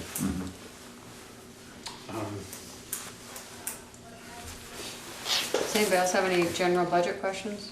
I mean, we'll go over this in more detail. anything here that you haven't seen you want to see, or any like blanket questions like that, like salaries, that was a great question. I mean, I tried to give you as much information, or tried to put some notes in it so you could see, you know, what certain questions. The police budget is high, and Ted has that, and I went through this with Kevin, and one of the things we've done in the past for the police department is also spent money out of their undesignated fund balance, and they will not be able to do that either this year. So, Well, we knew that that was gonna be an issue eventually. We Yeah. knew we were gonna get close enough so that we'd cut everything we could cut in order to. what's your question? The facility expenses on the police budget. I know that it isn't real popular to be making large changes to a building that we don't own. Right, exactly. But the increase is $5,758 from 16-17 to 17-18. I went over there and gave Kevin an estimate for the portion of the job that he wanted me to estimate. Yep. He added to that the cost of the doors and some other stuff. He did, yep. And then he sent me an email saying that the installation of the man door and the larger overhead door would be about $4,000. Yep.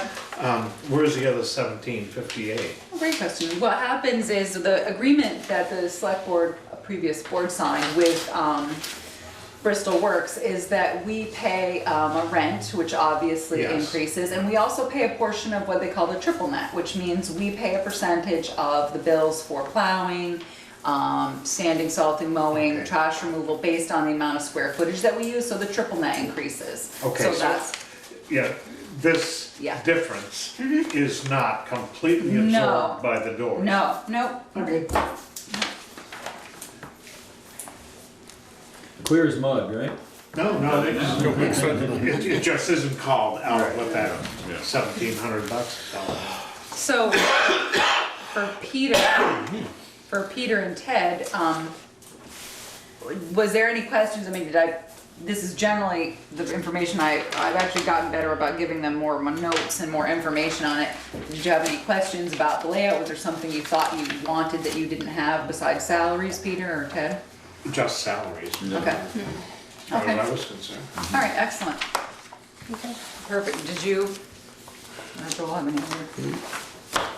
Okay. I'm good until we go over it.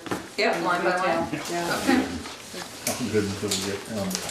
Right, yeah, well then it is, you go through line by line and you can ask. So we'll start that discussion then, once we see the schedule for the 19th, I might try to get everybody in here. Okay.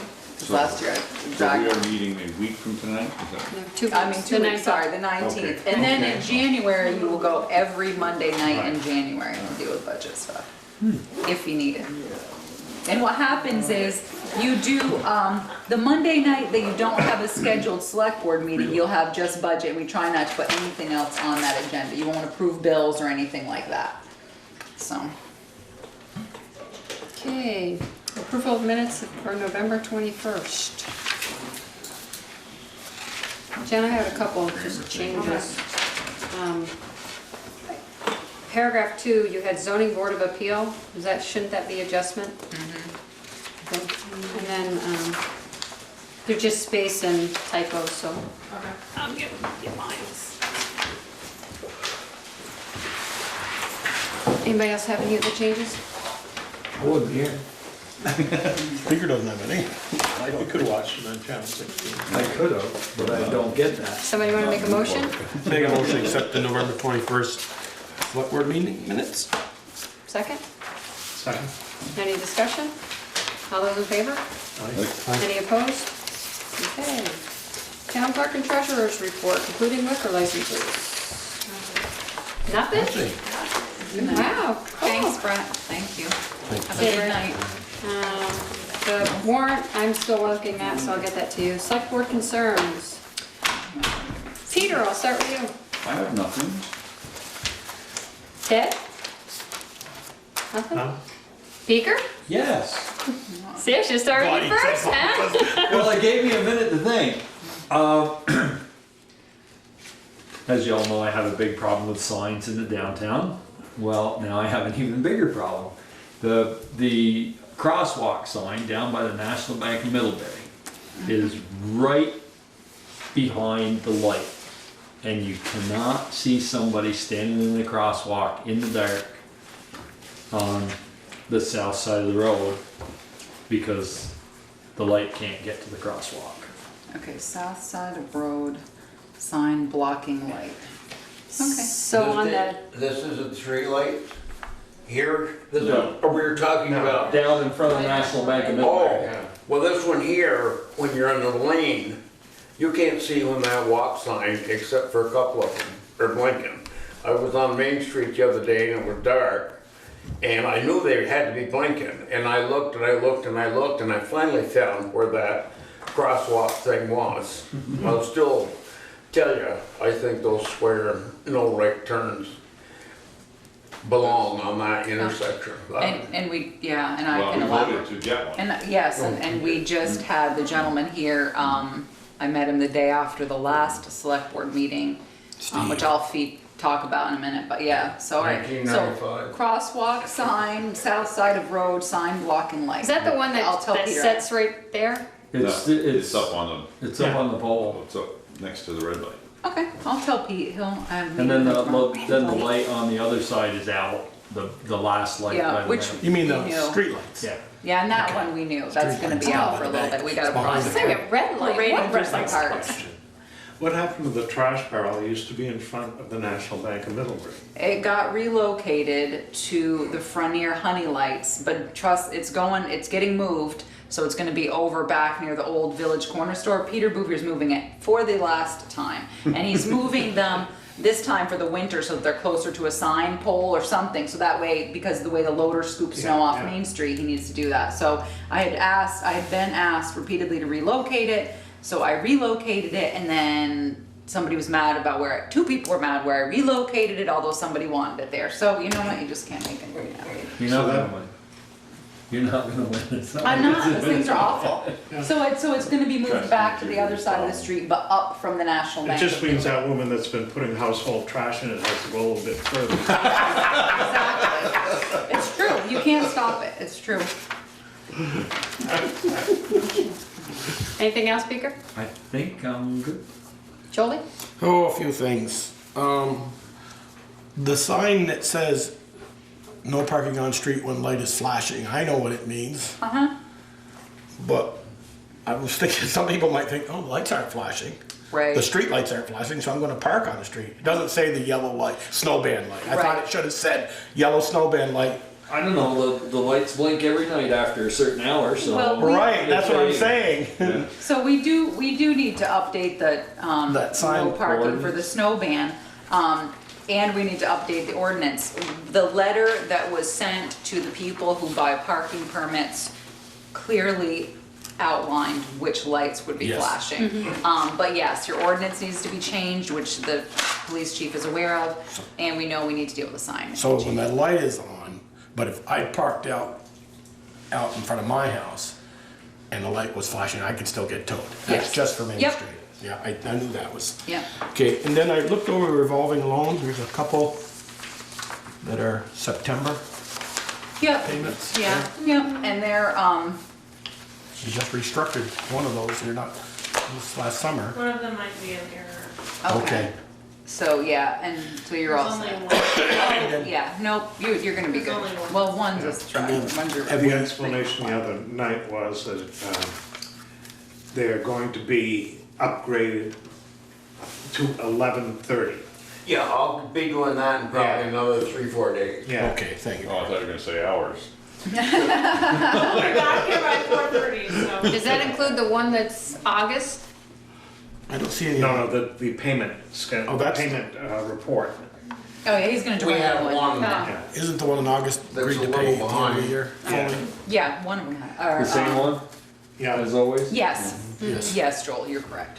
And then the water on off the end of the sidewalk in the puddle by Champlain Yes. Farms, what's? I actually spoke to the, the manager over there, and then Eric Foran had contact information for Simondinger or whoever else was working this project, and he reached out to them and said, this is not acceptable, which is really tough because it's their property, but we said it's not acceptable, and we sent him pictures with a big puddle in it, and they had assured us that they would come in and fix it, but you know what, Joel, that was a while ago, so, and I noticed that the other day, I had to walk through And then, around it, so I'll ask Eric if he ever heard back from them, because the gentleman was here the other day adjusting the lights, remember, which was an issue for you.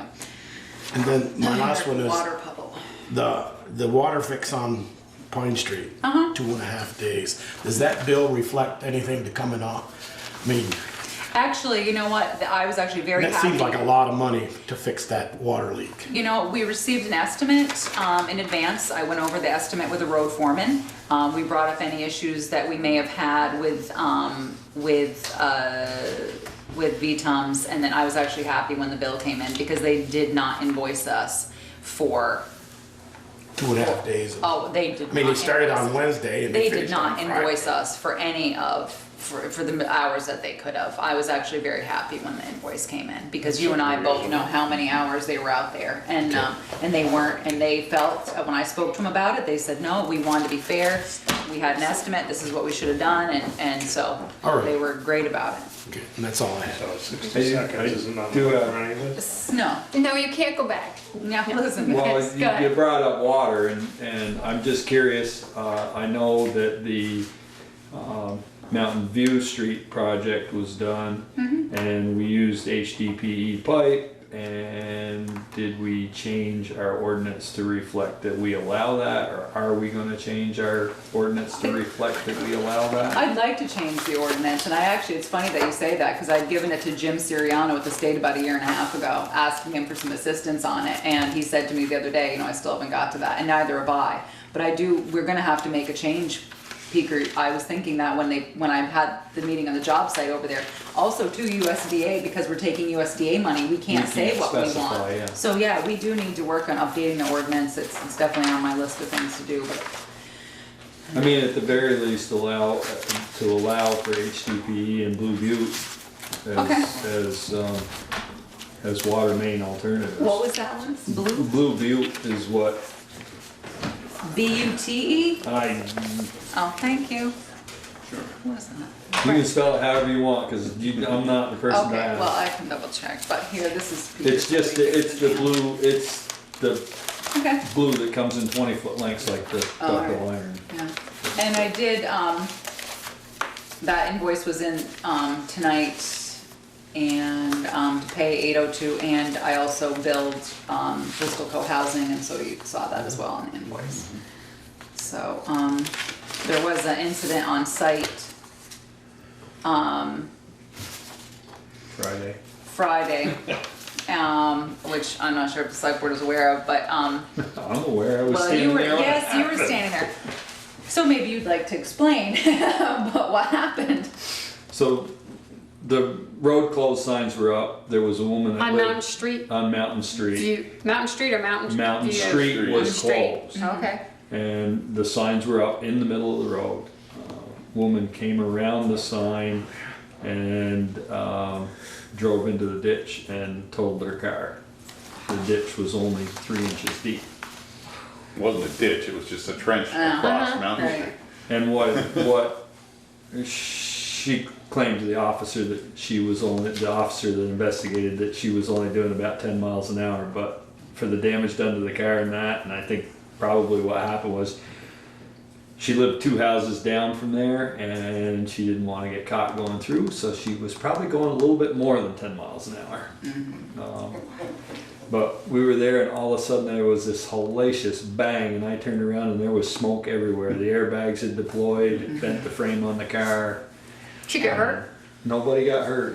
They were a little dazed when they got out of the car. That's why I called 911, had the rescue squad come and fire department rolled. And So I did get a copy of both of those for the file and had a conversation with Stephen Heffernan, the owner of 802. So when I found out about it, which was Monday, I think. And so. What, next time they need flag people there? no, the road was closed. Well, I know, but. Oh, the proper signs were up. Yeah, it was, great big diamond sign. 4x4 sign in the middle of the road. I ran onto it, I saw it, I turned around. Real? You could have got through. Well, I don't know, just goose it a little bit. If you go fast enough, you just fly over it. No, apparently you don't. Well, you said it was 3 inches deep, how wide was it? About 8 feet. Oh. Really? Yeah. Oh my God. Do you have any concerns? I don't think I have anything either, so. Town administrators report. Oh, you know what, are you gonna mention this? You should. I'd like to congratulate Randy Crow, Sergeant Randy Crow. We got a letter from Vermont Crime Information Center telling us or advising us how well he's done with being the terminal agency coordinator for the Bristol Police Department, which they were apparently not in compliance for a long time until Randy took over, Sergeant Crow took over the maintenance of it. So kudos to Randy for doing a great job.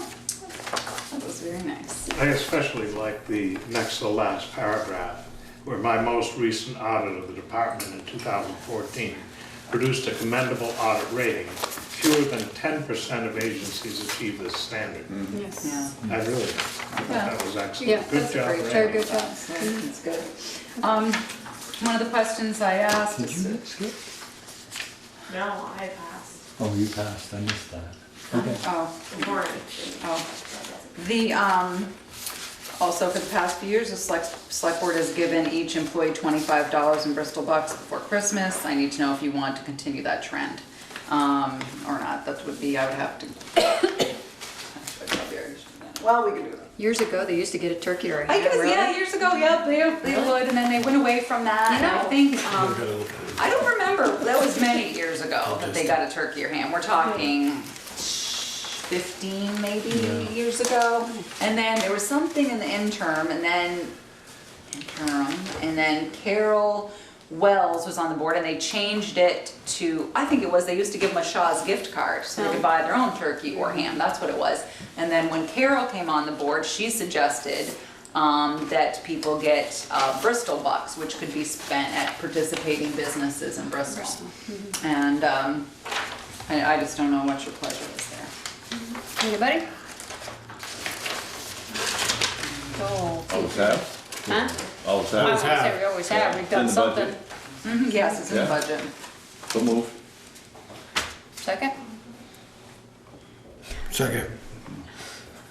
All those in favor? All right. Any opposed? Okay.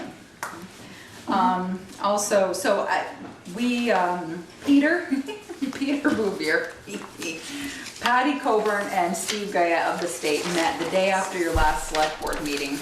And Patty has been terrific to deal with regarding the issues of the signal light. And as I explained, basically they put it in, the contractor holds their breath for 30 days and hopes no one calls, and then they pawn it off. She knew we had ongoing issues, and I sent her several email, we had several email exchanges.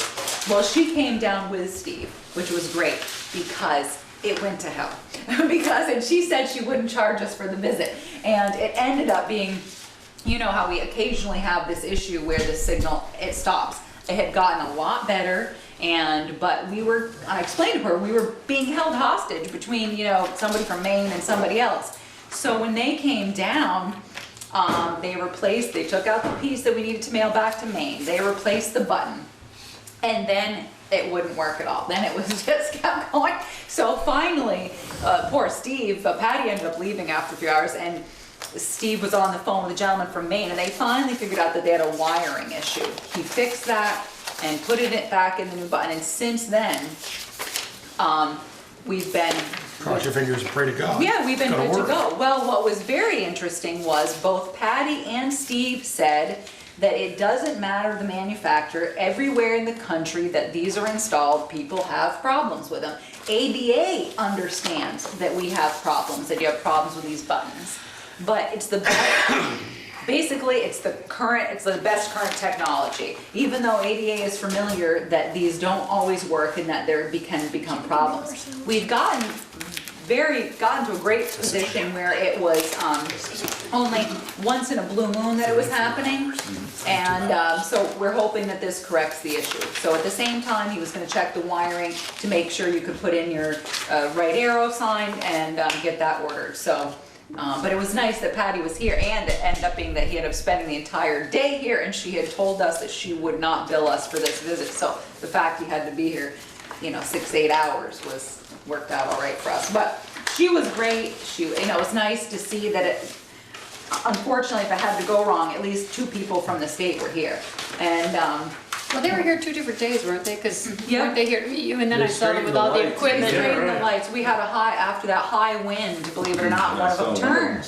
I was like, are you kidding me? So Peter coordinated them to come down and fix them, and I said, look, you might as well, if they're here, have them test all of them to make sure that they're all slotted and crimped properly, because if he's gonna charge us to be here, you might as well inspect them all. Right. So Kevin met him and they went through and did it all, so that hopefully that doesn't happen again. So I was happy to see that. So you can see that we're having an issue with Case Street Ready Mix and trying to collect a bill as a violation to their contract. I have a call into our attorney. I sent a letter. Kevin Brennan, our town attorney, sent a letter, and now Kevin was out with the flu, but I wanted to speak to him about our best way, whether we should just put a contractor's lien on the property and continue to renew it, or whether or not we're gonna move forward with small claims court. But either way, it seems they would be unqualified to bid on Sidewalks next year. In Bristol. It's gonna be hard to get blood out of a stone. It is, but they have property that's in Bristol, and if they ever, that's the only bad thing. If they ever sold it, it'd be there, but they're probably gonna hang on to it, but. It was your pleasure on, I think your lien is gonna be your best bet. I don't Yeah. see. the only thing with a contractor's lien is I think you have to renew it every 70 or 72 days. You mean a mechanic's lien? Yeah. Well, you have to perfect it. Right. I mean, it's only good for, I think it's 90 days. Yeah. I thought it was And then 72. you have to perfect it. What they I don't told, remember what the. I know we can I keep don't remember resubmitting now. it and adding interest. It might be easier just to go to small claims court, then get a you judgment judgment order, Yeah. and then you have it, but you still have to pay for service. And I guess I need to look at the current cost of small claims court, to be honest, I'm That's just not probably sure. minimal compared to having to keep doing Yeah. a Well, mechanic's that's what I was lien, thinking. recording Add it. the cost right onto their run. Right, Right. Yeah. because So then the when the- interest rates, the interest rate's 12%. Yeah. So if you win a judgment in small claims court, how do you get your money? Do you just always owe it? You put the judgment order on record it in the land records wherever they have land, it's good for so many years. Okay, so you can put it toward, okay. Yeah, you record it, and it's a lien against their property. Yeah, for us. Can you There's seven or nine. It's put 8 that years. order, 8 or 8 years. I'm sorry. Can you put that order on their Middlebury property? Put on whatever We property you can want. put it on wherever we want it. They happen to own property in Bristol, but. Because you can So put we're on just trying Bristol, to you can put on decide if Middlebury, it's you can put cost on both. effective. You're Put right. them on both. And I wanna see if it's cost effective by the time you survey it and sheriff's notice and you do this, that, and the other thing. But Kevin said he had an idea, so but he was out sick with the flu, so anyways, it's certainly an ongoing situation to try to resolve. So I'm assuming that was a go, or meeting on January 2nd, so I can move forward with that budget schedule. Yeah, I think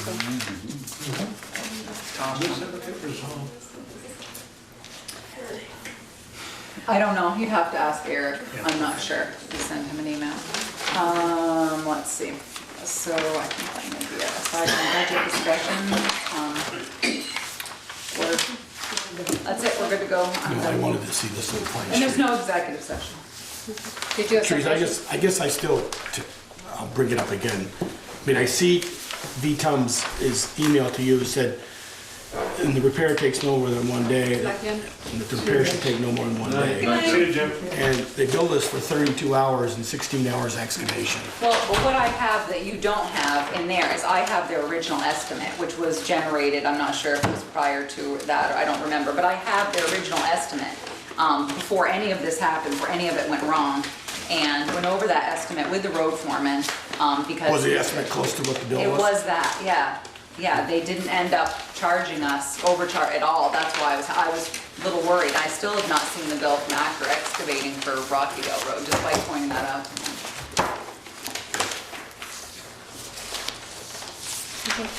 Motion to Make a motion adjourn? adjourn? Second. Any discussion? All those in Aye. favor? Aye. Any opposed? There you go.